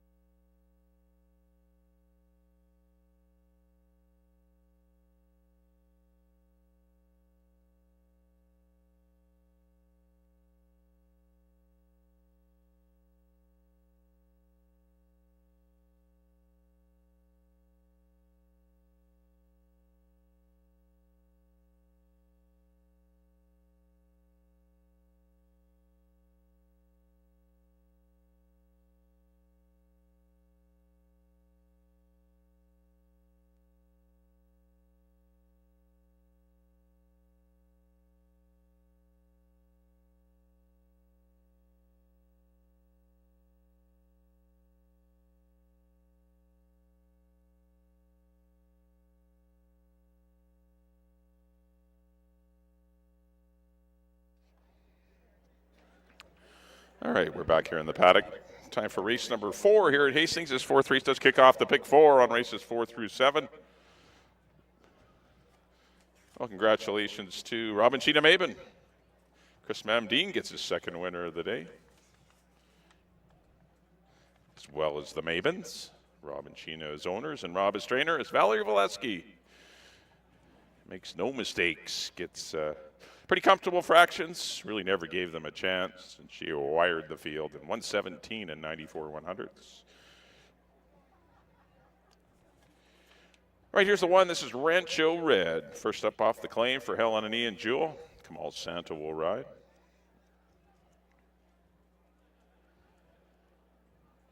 I don't think we can form a strong opinion on the abilities of Rancho Red after that first race. They ran pretty fast. Lucky Cowboy was well meant that day. And running back in 19 days after being in Seattle, and a month prior to that was in California. A lot of adjustments for any horse. And she's been here for 4 more weeks now. And a decent breeze in 49-3. The horse looks very good here in the paddock. Not that he didn't look good last time, he did, but I think the 4-week break has probably done him some good, build him up a little bit, and more acclimatized here to our new track. And I think you'll see a better Rancho Red, is what I'm saying. I've got him for 2nd. I think he could form the exactor. Don't know if he's good enough to defeat Stanford North, but we'll see. But I'm pretty darn sure we'll see a lot better Rancho Red today. Number 2 will be Barbary Bandit for the Charlie Stables and Frank Barabee. Distant 4th behind Back to Liberty last time. It was in a non-3-8. Gets in a non-2-4 here. That's a totally different ball game. This Barbary Bandit is perhaps a live long shot. 6-1 is the number right now. But definitely easier opponents for Barbary Bandit. He beat Stanford North last year. So you know he can do it. Number 3 will be Stanford North for the estate of Mauro Comensoli. Dino Condolinos and Amadeo Perez will be aboard. Just missed a Lucky Cowboy last time at 117-2. I got a hard time seeing anyone, if he repeats that race, beating him tonight. I don't usually go goo-goo gaga over even money shots, especially horses that are 1 for 12 lifetime in these conditional races. But boy, this looks like a good spot that's tailor-made for him. There's no speed in the race. He's going to get the lead. Definitely his race to win or lose. That's the 3, Stanford North. 4 will be Devani, also owned by the estate of Mauro Comensoli, and Dino trains. Scott Williams aboard. Hasn't been able to beat Stanford North as of yet, but continues to run a couple lengths behind him each time, and that could happen again today. Maybe be part of your try or exactor. 5 will be Dapper Dawn, the big son of second in command. So just putting the tack on. See Dino helping out there for owner-trainer John Lavallee, who's on the head end. Making some, just putting the overgirth on. Breakout win as an 8-year-old. First time out, went long and got the job done. Now in sprinting. It'd be good karma for Dino there, helping out a brother. 6-1 on Dapper Dawn. Chris Mamdeen already looking for a triple. And number 6 will be Atomic Haze for owner-trainer Charlene Miller. First start of the year. Works have been decent. Ridge Balgobin rides. 1 for 29 lifetime. It does have 12 on the board, seconds and thirds, that is. Always tough to come in against horses that have had a bunch of starts. And definitely at a bit of a disadvantage. We'll see how he does perform tonight. I went 3, 1, and 4. Long shot. The only one I probably could have put in that I didn't would be the 2 Barbary Bandit, who on paper doesn't look that appealing until you look at the class he's been running at, which is far better than what he's in against tonight. So it's a significant change for Barbary Bandit, so I give this horse some props and would be surprised to see him form part of the exactor. But I do like Stanford North, number 3 to win it. Grab bag for 2nd.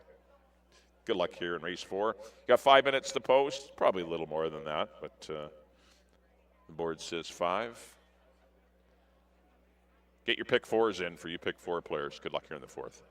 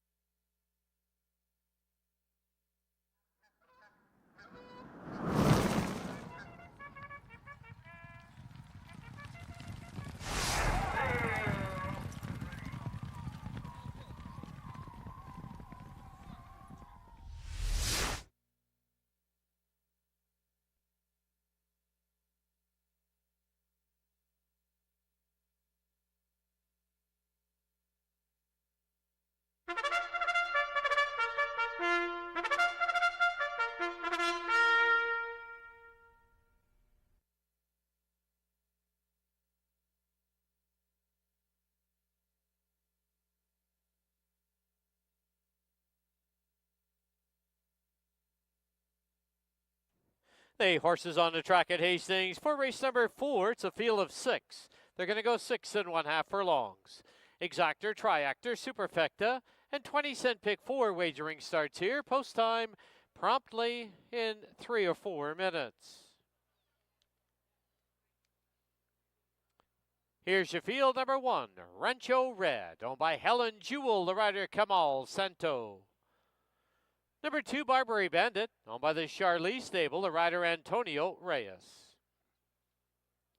3, Stanford North, in the estate of Moro Comensoli, the rider Amadeo Perez. Number 4, Davani, also in the estate of Moro Comensoli with Scott Williams. 5, Dapper Dawn, owned by Jean Lavallee, the rider Chris Mamdine. And number 6, Atomic Haze, owned by Charlene Miller, with Ridge Balgobin in the saddle. Post time shortly. Once again, let's go down to the paddock and Bailey Williams.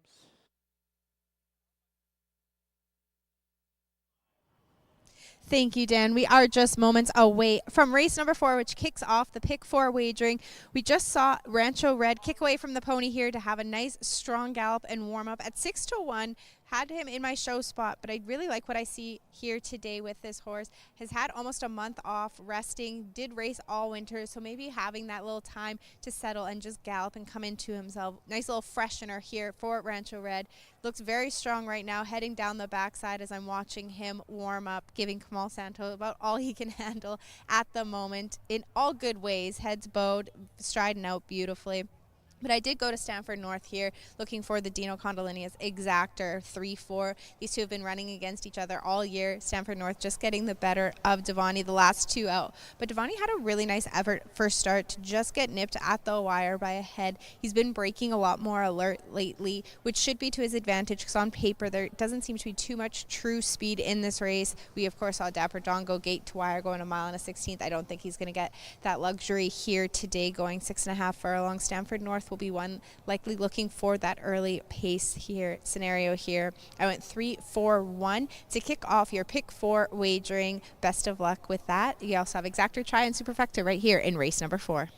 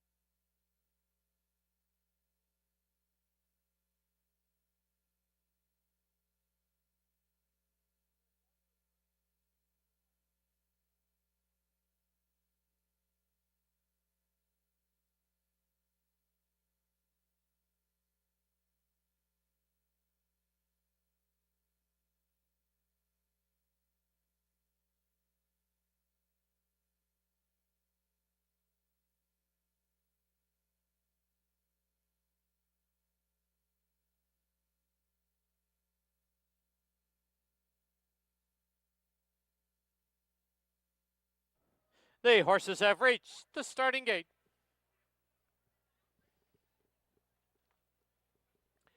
Last chance to get involved in our 20-cent pick 4.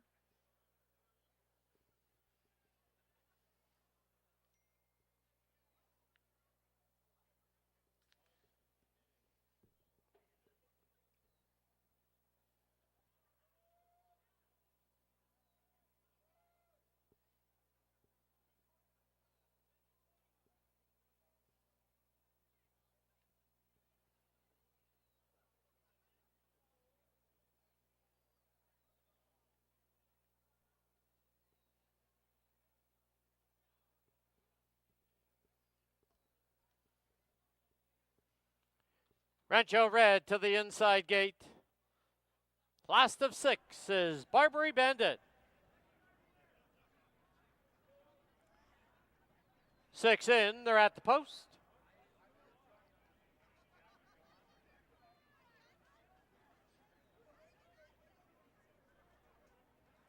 There they go. From the far outside, Atomic Haze is gun for the early lead right there in between runners. Here's Stanford North. Rancho Red's at the rail in between horses. Now here's Devani. Compact field as they go under the line. It's Stanford North with the lead. Devani second now by a neck. Atomic Haze from the outside in third. Rancho Red's got a good spot at the rail in fourth, followed by Dapper Dawn, and 2.5 for the back is Barbary Bandit. As they turn for the backstretch, the opening quarter in 22-3. And it is Stanford North with that lead of 1.25 lengths. From the outside, Devani. From the inside, it is Rancho Red. Atomic Haze is on the bit and up on the outside. Then it's 1.25 lengths back to Dapper Dawn and 2 to Barbary Bandit. Half 46-2. Quarter mile from home, and Stanford North, Devani, Atomic Haze, all scrimmaging for that lead. Rancho Red's at the rail, back to Dapper Dawn and Barbary Bandit. Off the turn into the stretch, and it is Stanford North with a short lead. Devani right there on the outside. Stanford North and Devani, they're now noses apart. On the outside, Devani, and Devani will get the job done. It'll be Stanford North second, Barbary Bandit third, Dapper Dawn fourth.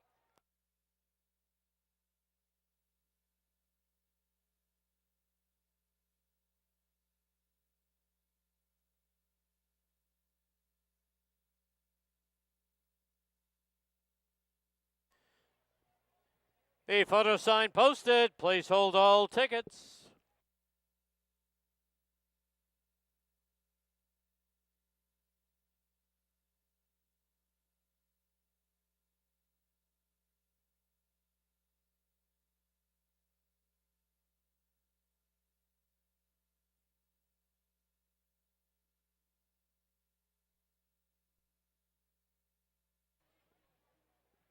Please note the stewards have posted the inquiry sign.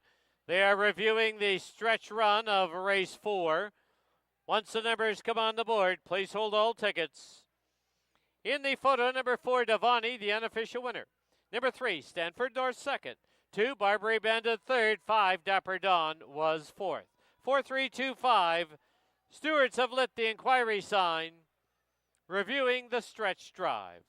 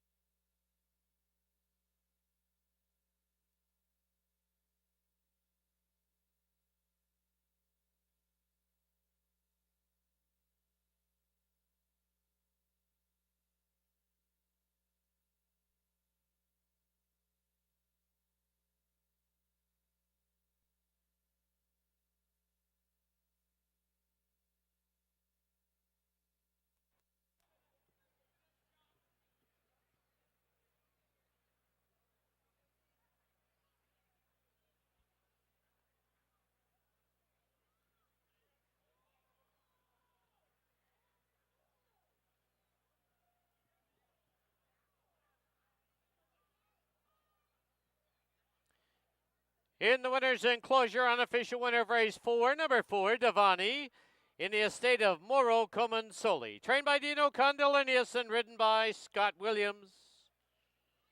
Devani is a 4-year-old gelding by Numani out of Avadiva.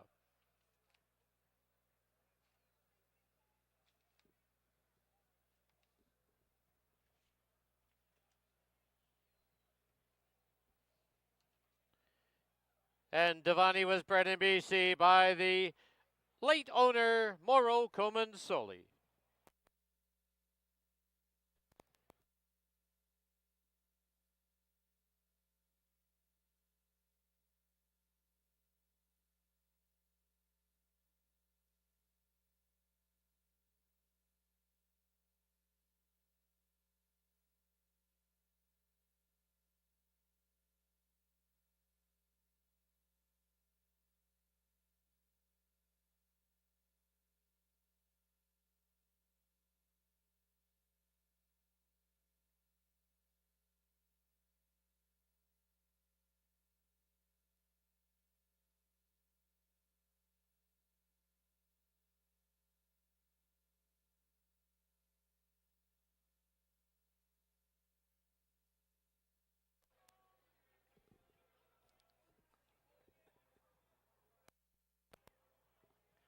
Please note the inquiry sign taken off the board. There will be no change.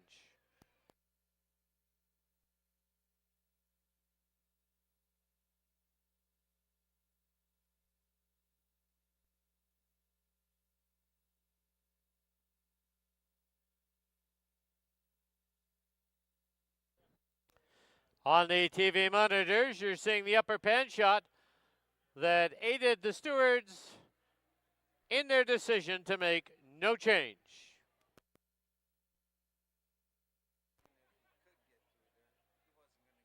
No.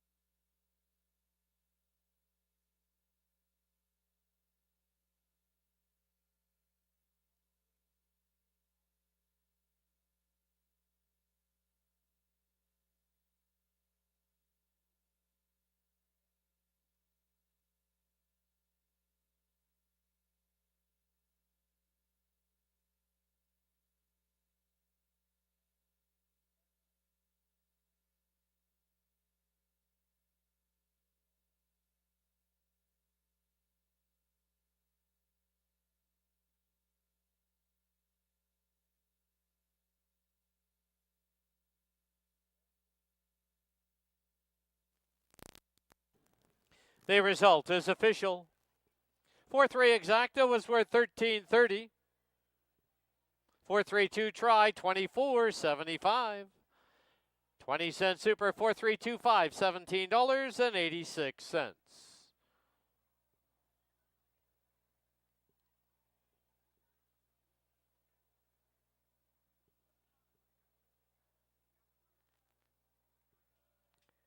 Final running time for the 6 1/2 furlongs, 1:18 and 47 100ths.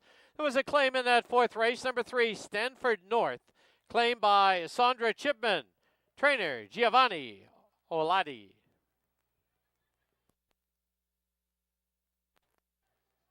In the fifth, no changes, post time 17 minutes away at 9 o'clock.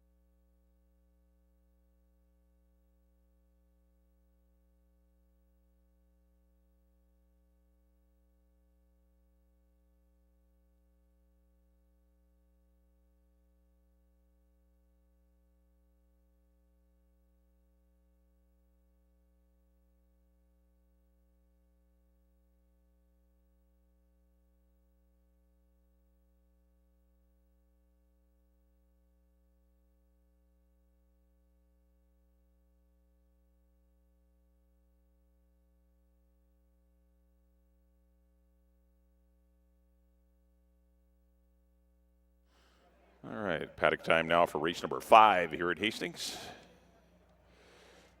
Got a field of 7. $4,000 claimers. Maiden fillies and mares going 6.5. We have exacta triactor superfecta wagering as well as just a kickoff. Your late pick 3. Well, congratulations to the estate of Mauro Comensoli, trainer Dino Condolinos, and Scott Williams as Davani. Gets up a deep stretch, running by stablemate Stanford North. And Barbary Bandit, an unlucky third. Was Miles the best. Davani wins race number 4. Here's the one. This is Delta Sunrise. Showed good speed in her 2024 debut. Was up on the pace. Scott Williams aboard. Got a little tired late. Speed didn't hang around that day. All the closers came in. Cardinal Rose, Board Equity, and B Sparky. She's been freshened up a bit, been off for 4 weeks. The one work on June 14th. Going to have blinkers, too. The blinkers go on Delta Sunrise. There's not a whole lot of speed in here. You know, Diplomatic would be the only other pace horse. I think the 1 and the 4 are the ones that will control the early tempo. We'll see if they can last the entire trip. But I don't mind Delta Sunrise at all. I don't have her top 3, but she would be my 4th horse if you're playing a superfecta or anything. 7-1 on Delta Sunrise for the Willow Creek Farms and Steve Henson. 2 will be Stolo Spirit for the LNS Farms and John Snow. Closed up nicely to be 4th last time. Perhaps superfecta material. She can't go out and win a race. She doesn't have speed, so she relies on horses to get busy early and have some contested paces and duel, so she can kind of come from off of it. She's 13-1 with Leary Seacherin. 3 will be Numani's Candy for Nicole Rycroft and Laura Ann Bacon. Makes her career debut, the daughter of Numani. Nothing too flashy in the morning. She certainly looks fine. She is debuting in bandages, but it's always encouraging to see a first-timer without blinkers or a shadow roll or anything. So obviously she's done some things right in the morning. 10-1 with Kamal Santo. 4 is Diplomatic. Blinkers come off. They tried her in blinkers last time. That ended up horribly. So the blinkers go back off. She was last time without blinkers. She was a good second behind Mini Market. She's probably the horse to beat. I've got her 3rd, but could certainly win it. The 5 is Chabi. Gets in against the girls. She's been against the boys in her first 2 runs this year when running 4th and then 2nd last time. Here's my top pick, the 6, Easy Tonight. Racing at the maiden $8,000 level. Drops down here for the 4. It was a pretty quick heat that was won by Eyes of Beauty. She was only beaten a length behind Mini Market and Diplomatic prior to that. So I like her to sit a good 3rd, maybe behind the 1 and the 4. And there's a 7. That's Stilettos Only with Bebeto Harvey for John Snow and the Trinity West Stables and Willow Lake Farm and Stables. Certainly a triactor chance. Throw out that last race. Her first 2 runs this year were very good. She shouldn't be 12-1. She's better than that. I went 6-5-4 here in race number 5. Good luck.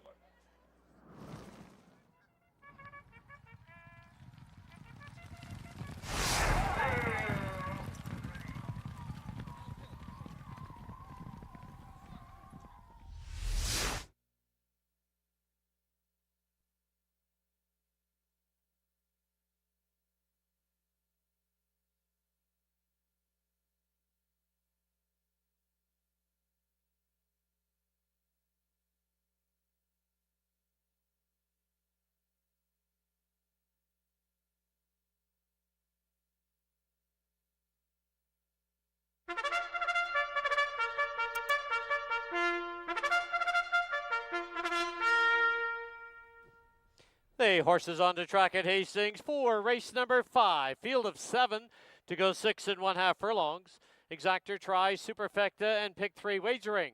Post time in 6 minutes. Here's your field. Number 1, Delta Sunrise, owned by the Willow Creek Farms, the rider Scott Williams. 2, Stolo Spirit, owned by the LNS Farms Limited with Leary Seacherin aboard. Number 3, Numani's Candy, Owned by Laura Bacon, the rider Kamal Santo.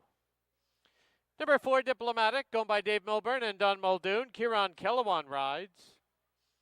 5 is Chabi, owned by Roxanne's Racing Stable. Milton Palma, Cody Wellard, and Kelsey Wellard with Amadeo Perez.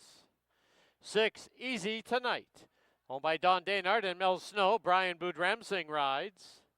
And the 7, Stilettos Only, owned by the Trinity West Stables and the Willow Lake Farms and Stables.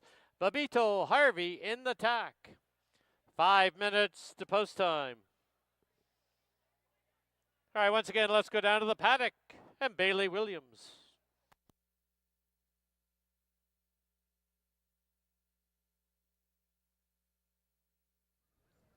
Thank you, Dan. We are just 5 minutes away from race number 5. A field of 7 here kicks off that late pick 3 wagering. We have Exactor Try and Superfecta also offered in here. And it's a good thing because there's about 4 horses in here that were all indecisive for me. But currently 4-1 is my top choice, and that's Easy Tonight. On a little bit of a class drop in here, has proven to improve each time. Last start was a little washed out. We see her very calm here in the paddock, warming up, jogging really nice with the pony. Seems very relaxed and in good form. Is a 3-year-old taking on some older maidens, but I don't think that'll be an issue for her. Number 4, Diplomatic, got a little warm. It's cooled off nicely here this evening. She was still hot and a little worked up in the paddock. Now that she's out on the track, settled in strong, but seems to be settling well. And number 5, Chabi, back in with the girls in here, shortening back up to 6.5 furlongs. Was much improved. That was not proper English there. Last time out to only get beat. Go on a route distance there. 6.5 furlongs. Track was sloppy, did not fare well for her. Now that we have a fast track going 6.5 furlongs, I do think that she's back in with the fillies and mares, definitely where she'd like. And she has the advantage of being the 5-year-old. A lot of class in her at 9-5. But currently getting a little bit of value on my top choice at 4-1, and that is Easy Tonight. I went 6, 4, and 5 here in race number 5. You have 3 minutes to make your wagers. Best of luck.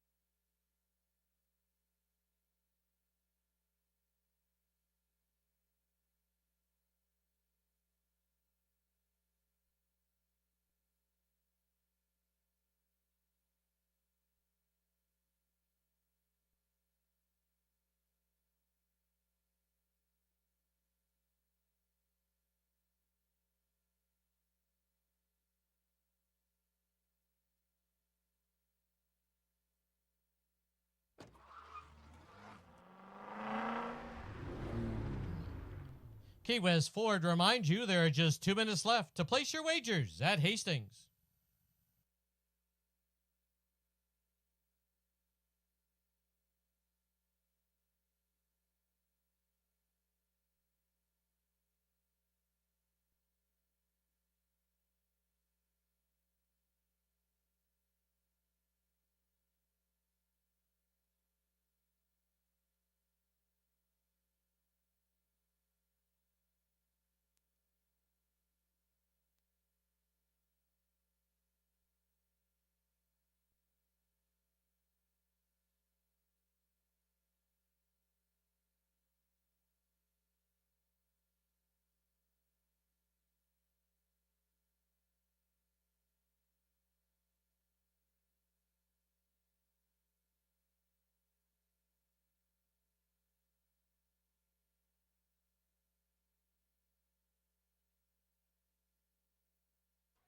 Your attention please for a late scratch now in this 5th race.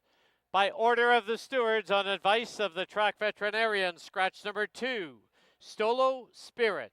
Scratch the 2, Stolo Spirit from this 5th race. All win, play, show, exactor, triactor. Superfecta tickets will be refunded. Any pick 3 tickets, you will receive the board favorite, or you can exchange your ticket before the race starts. Once again, race 5, late scratch of the 2, Stolo Spirit.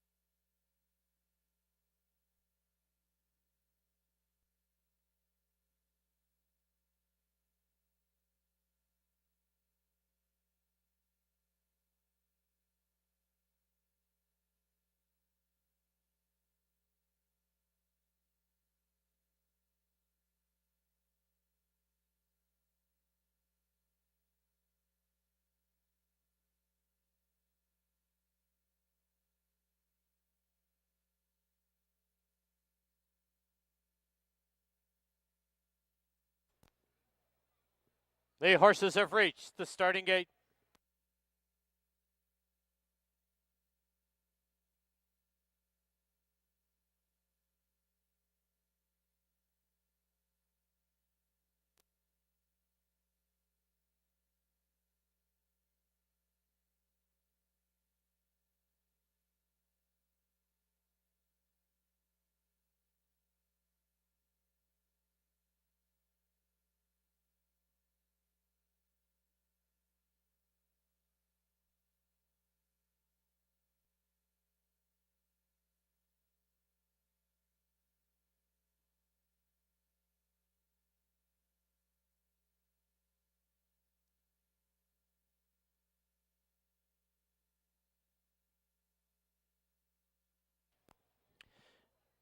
Loading in now for the 5th at Hastings.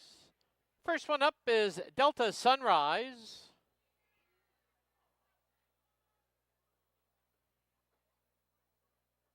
Next one up, going in the gate without the rider, they'll be reunited inside, is Easy Tonight.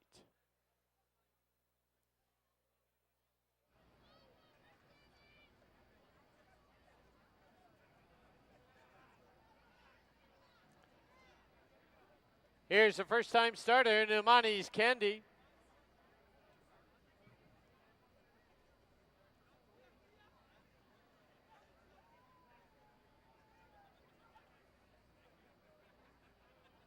Outside gate belongs to Stilettos Only.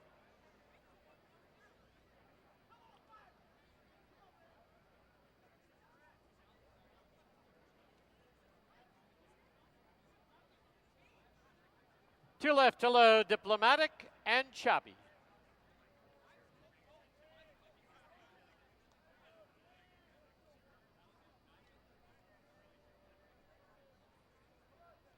Choppy goes in, now waiting on Diplomatic. 6 in, they're at the post. There they go. Easy Tonight and Diplomatic scrum for the early lead. Down on the inside is Delta Sunrise. Then on the outside, Stilettos Only, followed by Chabi and Numani's Candy. Under the line, it's Delta Sunrise from the rail by a nose. Diplomatic is second by a length and a half. Easy Tonight gets away in third. Finding the rail now is Chabi in fourth. Stilettos Only and Numani's Candy. As they run past the half-mile mark, the opening quarter comes up in 22 and 2.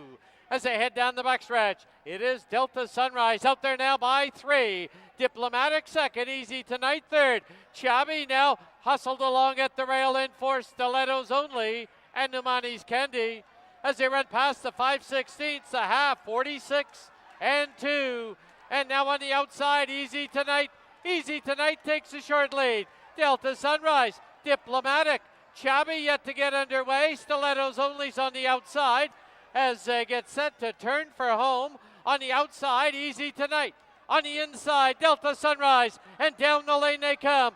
Easy Tonight with a short lead. Delta Sunrise, Chabi nowhere to go. Stilettos Only's on the outside.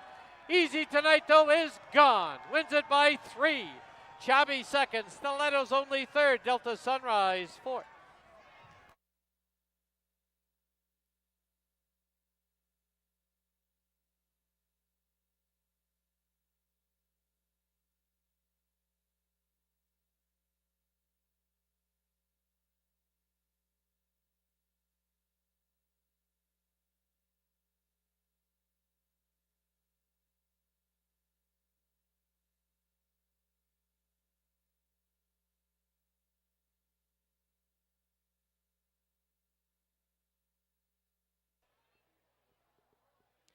On the board, the unofficial winner, number 6, Easy Tonight. Number 5, Chabi, second. 7, Stilettos Only, third. 1, Delta Sunrise, fourth. 6, 5, 7, 1, unofficial.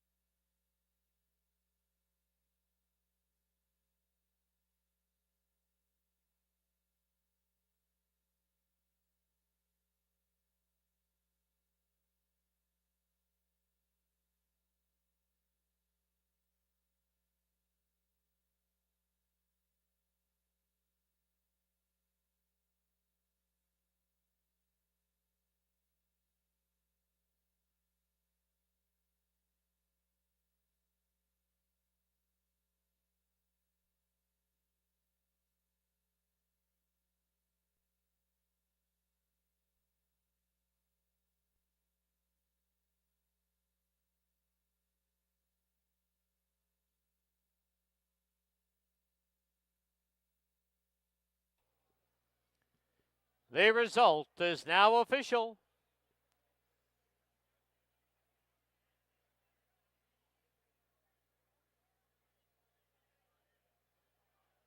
Into the winner's enclosure, the winner of race 5, number 6, Easy Tonight. Owned by Don Daynard and Mel Snow. Mel Snow trains, assisted by Eric Gutierrez. The winning rider, Brian Aboudramsing. Easy Tonight is a 3-year-old filly by Rallis out of Topasana.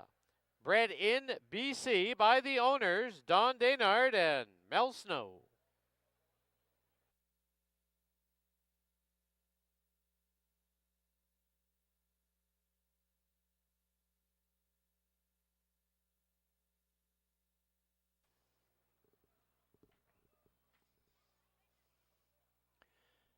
$6.5 Exacta was worth $7.90. 657 Try was $34.60. 6571 20-cent Super, $22.06. The pick 3 and E3, a $3 price, $124.25.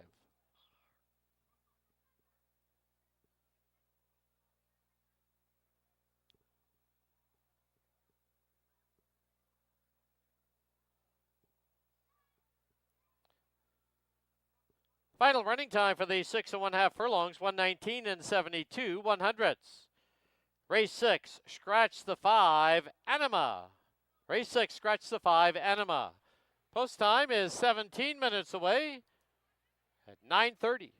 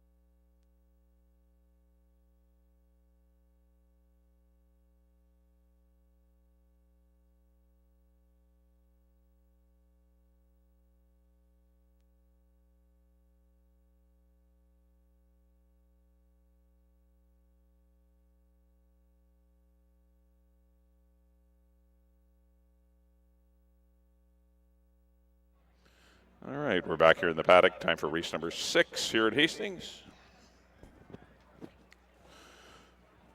Congratulations to Don Daynard, Mel Snow.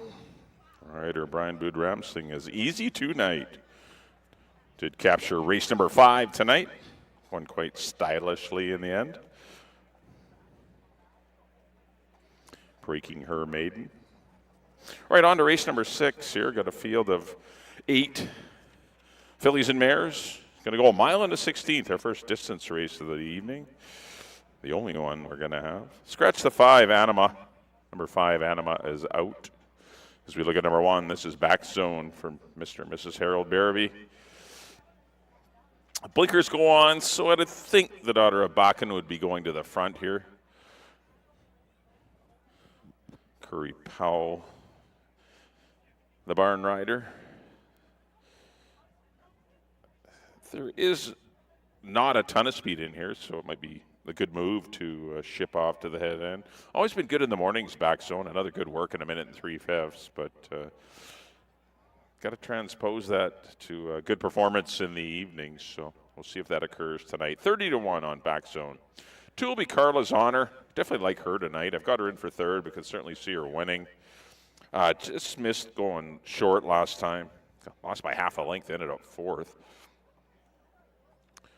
This will only be her 2nd try going a mile in the 16th, but I think she's up to the task. I think it'll do her better service than the 6.5 furlong races do. She's a nice price at 8-1. Karen Caroline riding well. Brian Albertson's BFA Holdings. There's Carla's Honor. Number 3 will be Star Finality. Got to find a way to turn around this 20-odd length lose. In a race, she's getting beat over 20 lengths. She's got to be better. Got the lead last time, but succumbed quickly heading down the backstretch. They were swamping her, so hopefully she can get her game going because she's better than that. Had 2 good wins to close out 2023. Number 4 will be Icebreaker. This is my top pick. I like her. Good second behind Ostracize, who was well meant last time. Better spacing in between races, too, I think, for Icebreaker. And I think she's going to get a good trip just in behind the leaders. I like Icebreaker. I think she's going to go well. 6 will be Zeta Marie. Just missed to Be Sunny in quite an exciting finish with 4 of them right there at the wire. She can run long. A lot of her better races have been at this distance. Number 7, Texas Humor. This one's getting overlooked at the mutuals at 14-1. You want a long shot, you're having a tough day, maybe try the 7, Texas Humor. Brian Bood-Ramsing fresh off a victory. This horse can route, and there's not a lot of speed going on. 8 is Pineapple Ditbits. She's always salty at this mile and the 16th distance. A little flat last time. Hopefully she's better because she really had no excuses in her last Silvina rides. But she's on her best day is very good. And number 9 is Richard's Command, going to stretch out to a mile and the 16th. She's won going long in the past. She's your favorite at 9-5. Wow, didn't see that coming for Jordan Froelich and Ryan Diott. Good luck here in race number 6. I like the 4 Icebreaker. I'm going to go 4, 6, and 2. Good luck.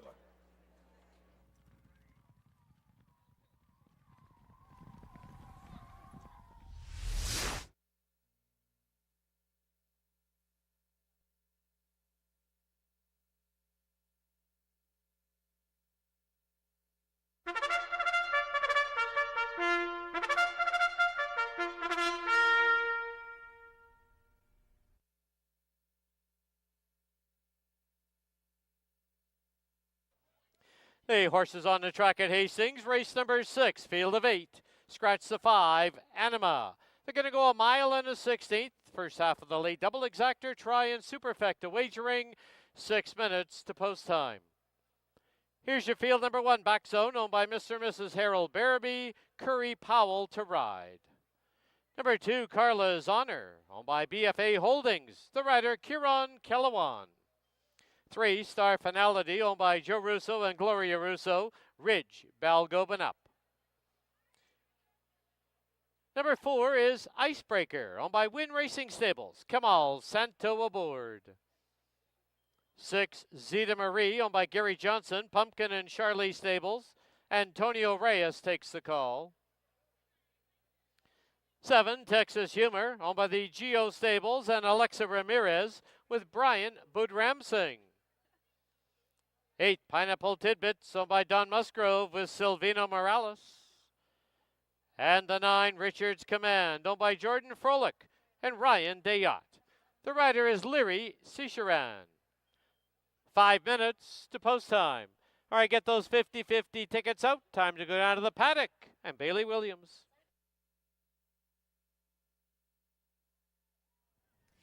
Thank you, Dan. Tonight's 50-50 winner gets $637.50. You will have 15 minutes to claim your prize at that Blue Hastings tent outside the winner's enclosure after the number is drawn. We're giving the barrel a good spin here for the Greater Vancouver Food Bank. We'll reach in there. We do have 2 colored tickets, so right away I'll disappoint half of you, but we're going to get it. There we go. Perfect, thank you. So it is on a pink ticket. And the winning number is 473996. Again, that's 473996. If that is your winning ticket, make sure you head on over to the Blue Hastings tent to claim your prize. If it is not claimed within 15 minutes, there will be a redraw, so hold on to your tickets and stay close to the tent.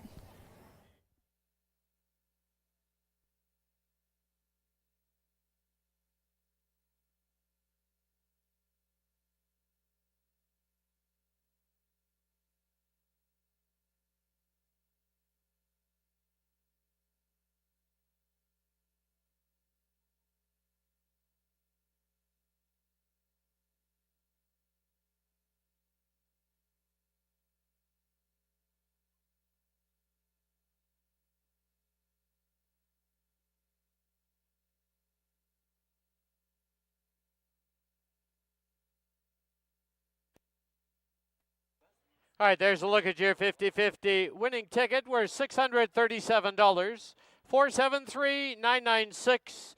You do have 15 minutes to report to the tent outside the winner's enclosure to claim your prize, or another ticket will be drawn.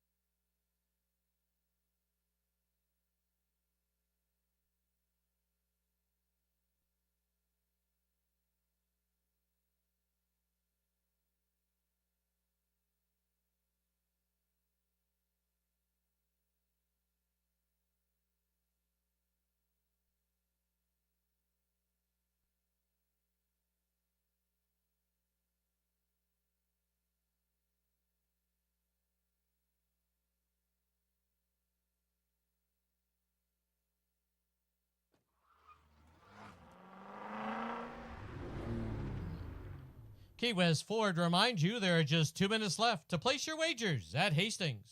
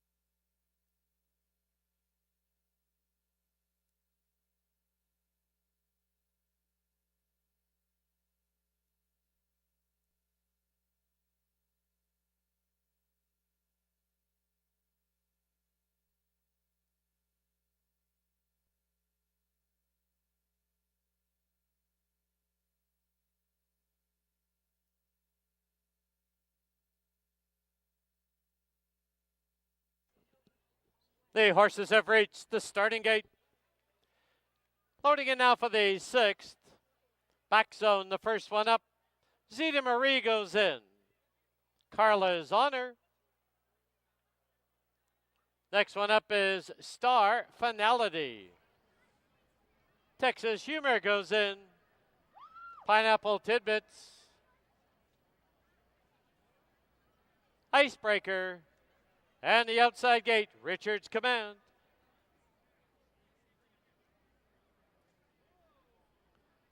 Eight in. They're at the post.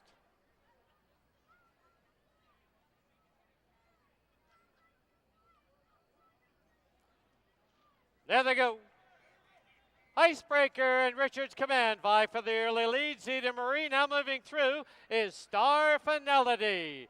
As they hit the turn, Star Finality has a short lead. Right there also is Texas Humor. Far outside, Richard's Command. Length and a half back now is Icebreaker on the outside of back zone. Then it's a length and a half further back now to Pineapple Tidbits. Then we have Carla's Honor and Zeta Marie, now the trailer. As they run by us now for the first time, the opening quarter, a solid 23-3. From the inside, Star Finality by a neck. Pressing on the outside is Texas Humor. Richard's Command sits in third. Then down towards the inside, in fourth is Back Zone. Pineapple Tidbits got shuffled a little bit as they go to the back stretch. It is Star Finality with the lead. The half comes up 47-2. And Star Finality by a neck, Richard's Command. On the outside and moving through now, Texas Humor. In between runners is Pineapple Tidbits. Back zone at the rail. Icebreaker's about 5.5 off the lead. Then a length and a half further back now is Carla's Honor and Zeta Marie. 6 furlongs went up in 1:12-3. Midway on the turn, and it is from the inside now. Texas Humor by a head. Richard's Command second by a length. Pineapple Tidbits third. Icebreaker trying to rally up on the outside in fourth. Carla's Honor fifth. Up the turn into the stretch, and it's Texas Humor. Richard's Command here on the outside. Pineapple Tidbits. Icebreaker is trying to surge late. It's Pineapple Tidbits. Icebreaker. Pineapple Tidbits will win it. Icebreaker second. Richard's Command third. Texas Humor fourth.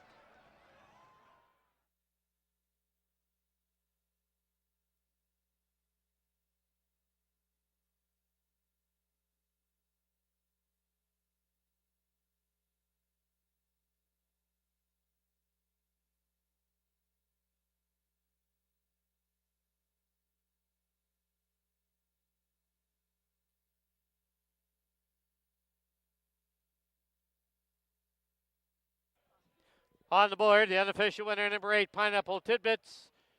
Number 4, Icebreaker second. There is a photo for third. Hold all tickets.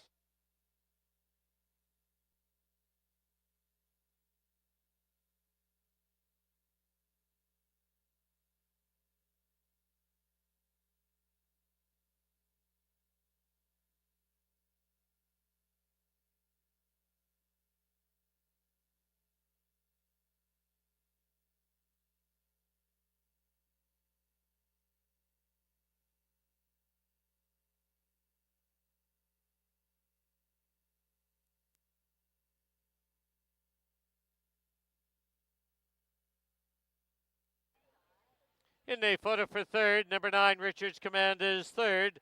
7, Texas Humor fourth. 8-4, 9-7.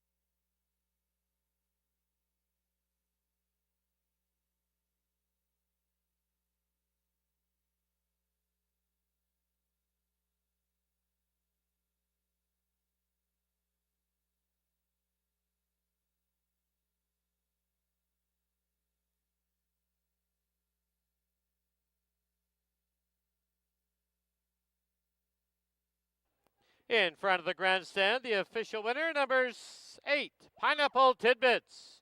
Owned by Don Musgrove, trained by Keith Peterson. The winning rider, Silvino Morales. Pineapple Tidbits is a 6-year-old mare by Shackelford out of View Halloo, bred in BC by Dimitrik Racing.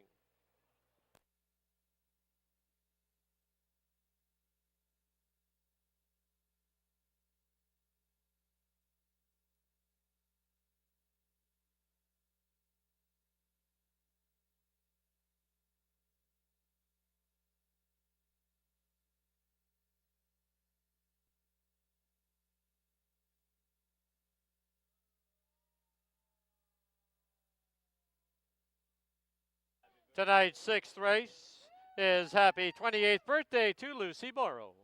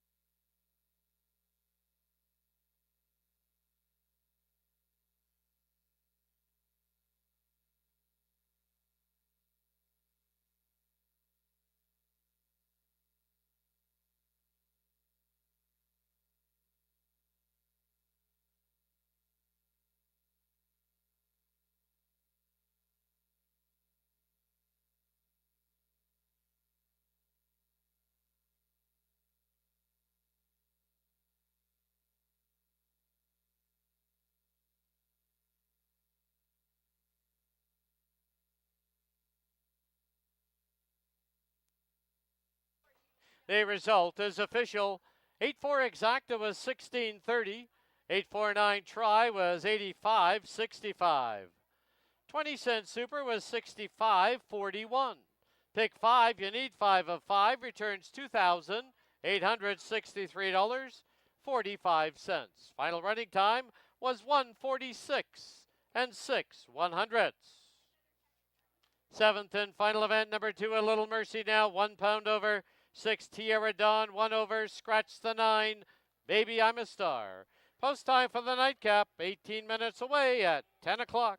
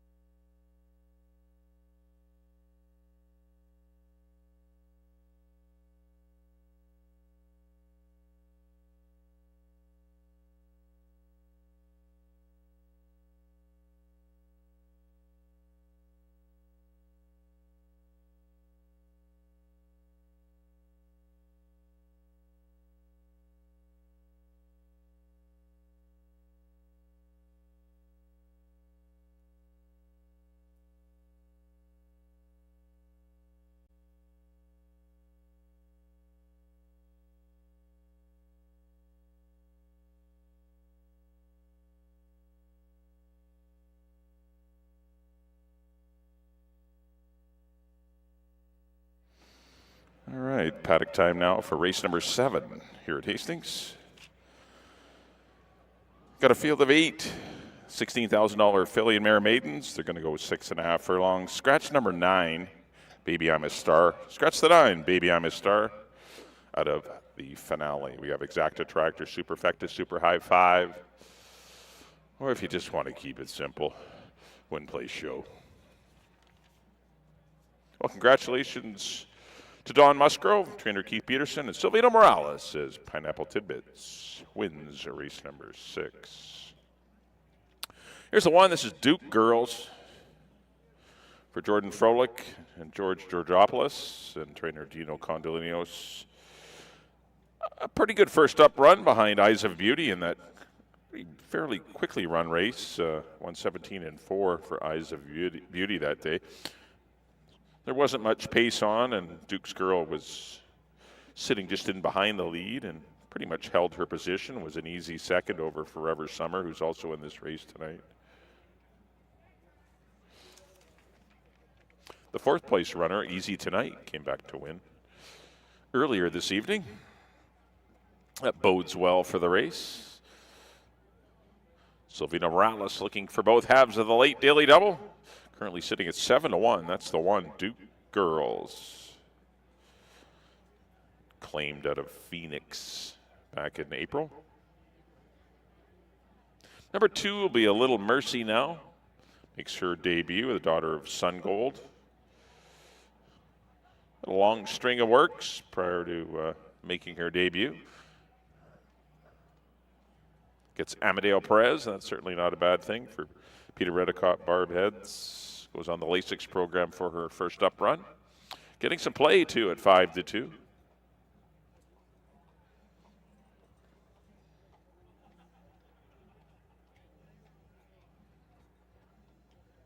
Taking a while to get to the races, though. Looked to be ready in May, and then went to the sidelines and not the sidelines, but just continued to work. Lots of mileage under her, but once again, it's always difficult for a first-time starter. We'll see how she fares against this group tonight. Number 3 will be Dreaming d'Oro for Joe and Gloria Russo and trainer Patty Leaney. Hiding in behind our statue here of George Royal. Not a great shot, obviously, of Dreaming d'Oro, but a better run last time for 25. Did run 4th behind Donna Wynn and Eddie's Girl. Only beaten 3.5 lengths in that race.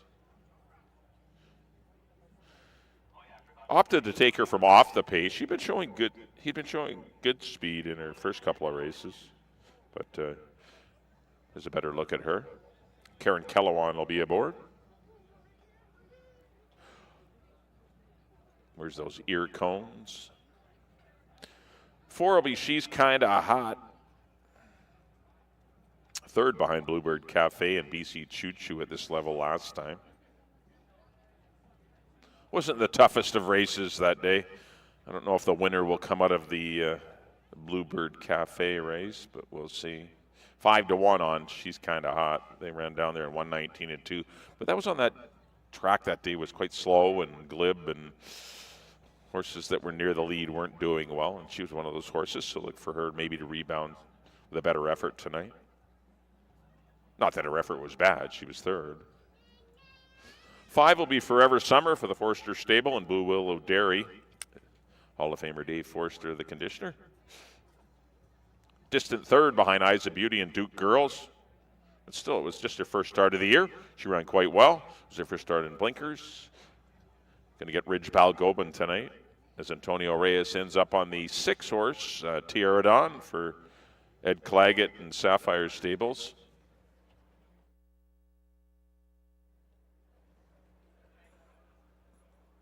There's Tierra Dawn. Dropping out of Maiden Special Weight Company. So an easier assignment for her. She was not a bad 4th behind Lonnie Moe and Sunblaze. 7-1. That's a good price on a maiden allowance dropper to a maiden 16. Number 7 will be BC Choo Choo. There's your favorite at 9-5. Definitely a beatable favorite, but I definitely don't mind her chances. I've got her in for third. And number 8 will be Nozomi, a firster for Frank Barabee, a 4-year-old daughter of Will Take Charge. Was in to go a while ago. It was scratched at the gate, actually a couple weeks back. But she's had 2 works since, so she's been going a while. We'll see how she fares, because she certainly has the pedigree. Chris Mamdeen looking for his 3rd winner. 24-1 on Nozomi. I went 1-6-7. Tough race to close it out. Good luck, everyone. Once again, we're racing this Monday, Holiday Monday. We don't race tomorrow. Our next live card will be Monday at 2:30. We'll see you then. Good luck on the last.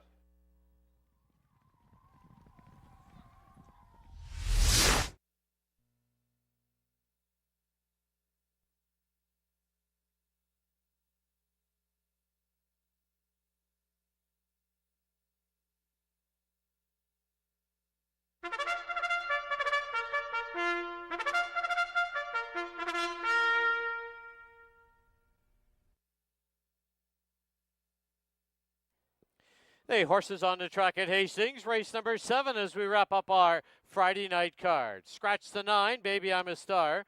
Field of 8, they're going to go 6 1/2 furlongs. Exactor, Triactor, Superfecta, and Super High 5 wagering. Post time in 6 minutes. Please note number 3, Dreaming Dioro, excused from post parade.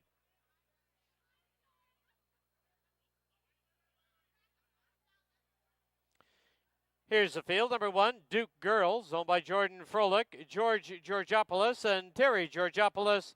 The rider, Silvino Morales.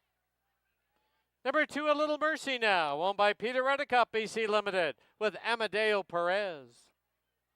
3, Dreaming Dioro, owned by Joe Russo and Gloria Russo, Kieran Kellewan up. Number 4, She's Kinda Hot, owned by the Willow Creek Farm, Scott Williams in the tack. 5, Forever Summer, owned by the Forster Stable and Blue Willow Dairy Limited, Ridge Balgobin riding. 6, Tierra Dawn, owned by Ed Claggett and the Sapphire Stables, Antonio Reyes aboard. 7, BC Choo Choo, owned by Don Daynard and Sue Daynard, with Brian Boudramsing. And the 8, Nozomi, owned by Gary Johnson, Pumpkin and Charlie Stables, Chris Mamdeen rides. 5 minutes to post time. Don't forget there is no live racing here Saturday or Sunday. Live racing resumes on the holiday Monday. First race is 2:30. Don't forget we will have a best dressed on Canada Day. Bring your Canada Day finest to the track. Let's go down to the paddock for the final time and Bailey Williams.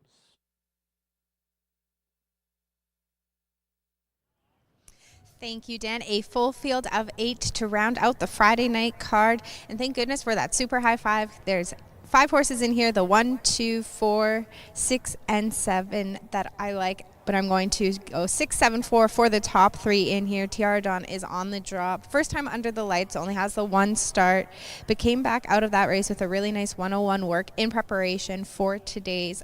If she's able to run back that same race, she'll definitely be on the improve in this race.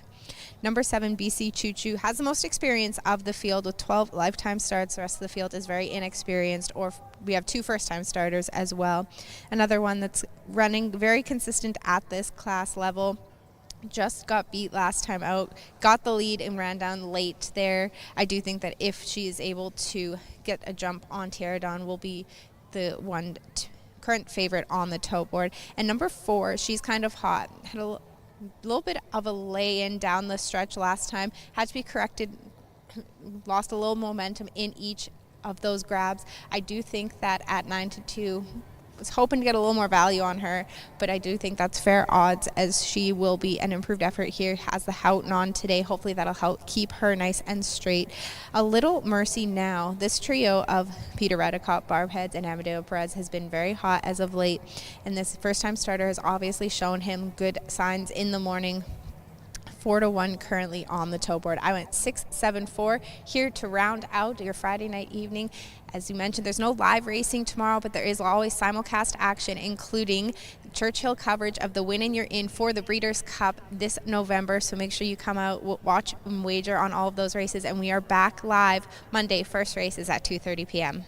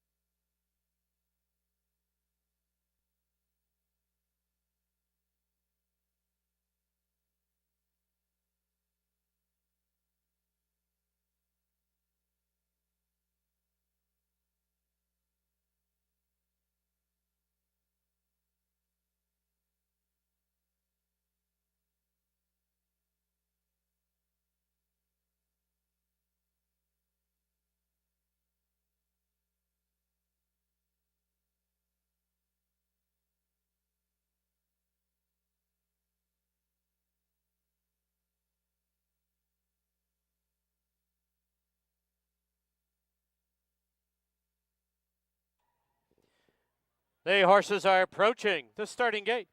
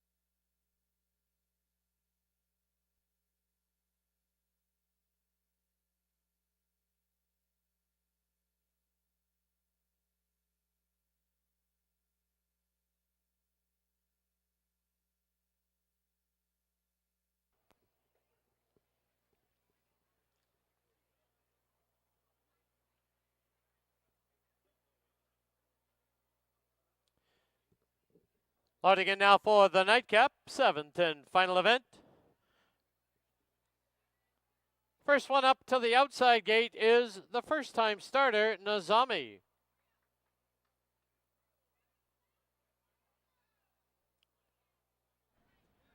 Tierra Dawn comes forward.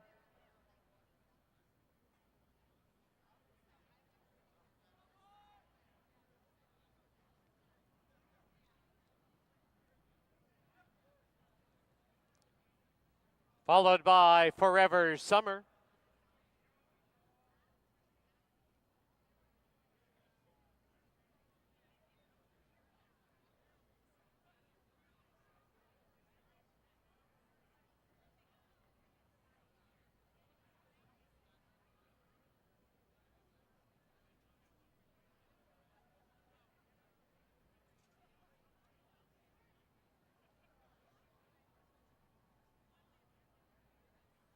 Inside gate, Duke Girls.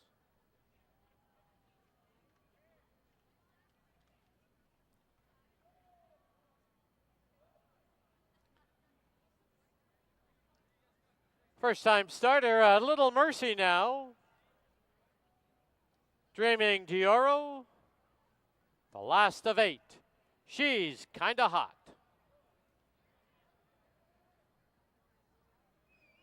Eight in, they're at the post.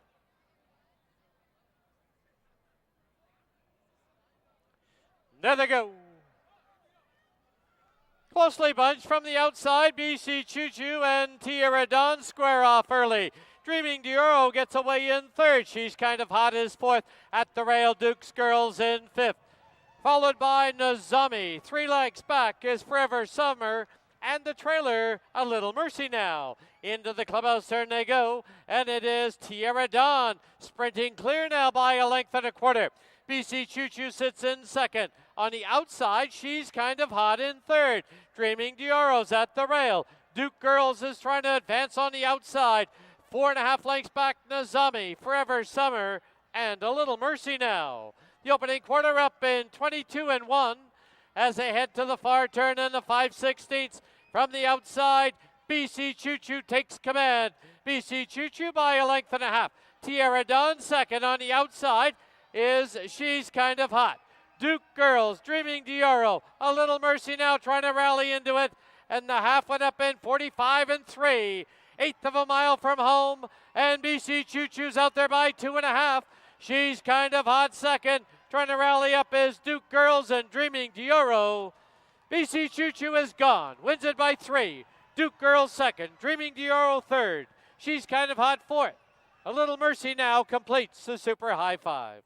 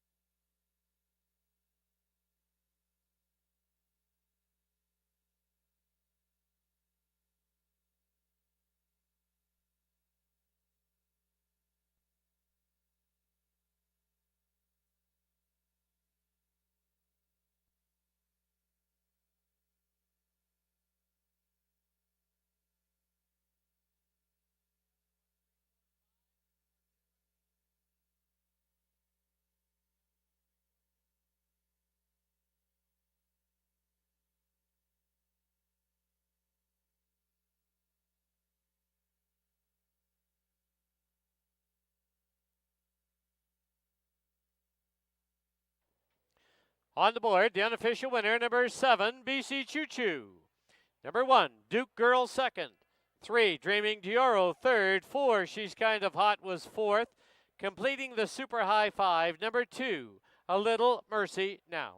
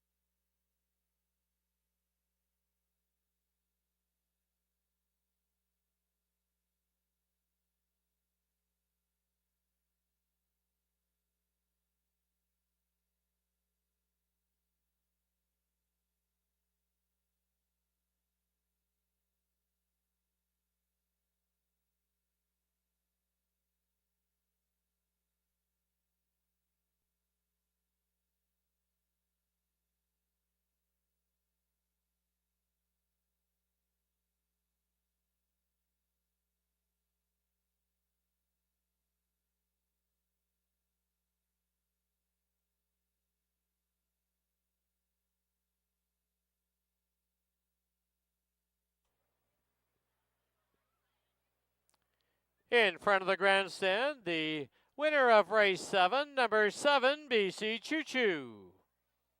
She's owned by Don Daynard and Sue Daynard, trained by Mel Snow, assisted by Eric Gutierrez, and the winning rider is Brian Boudramsing.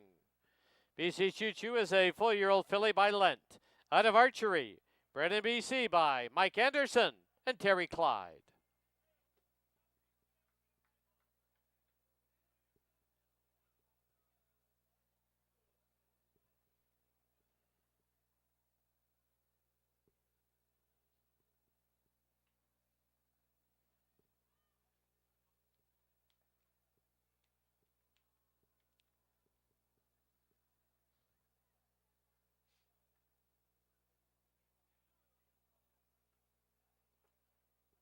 The result is official.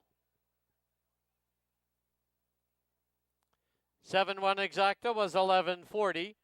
The try, let's go to the super high 5, 7-1-3-4-2, 158.15.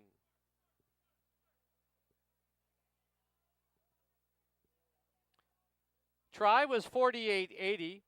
The super was 31.77. The late double, 29.50.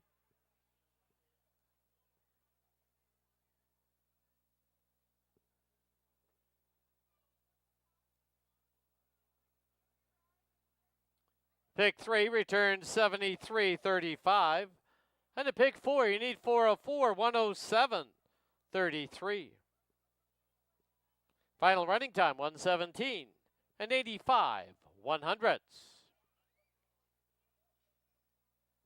There was a claim in that 7th race. Number 3, Dreaming Dioro. Claimed by the Ironside Stables. Trainer, Rob Van Overshot. That'll wrap up our live program here for this Friday night. Don't forget, our gaming floor is open, and in the Eclipse Lounge featured this evening, we do have the Odd Trio. Stop by the Eclipse Lounge. You do need ID to get into the casino. Live racing will continue here at Hastings on Monday afternoon, Canada Day. Special card, 2 stake races. First race Monday will be 2:30. Wear your Canadian finest and compete in our best dressed contest.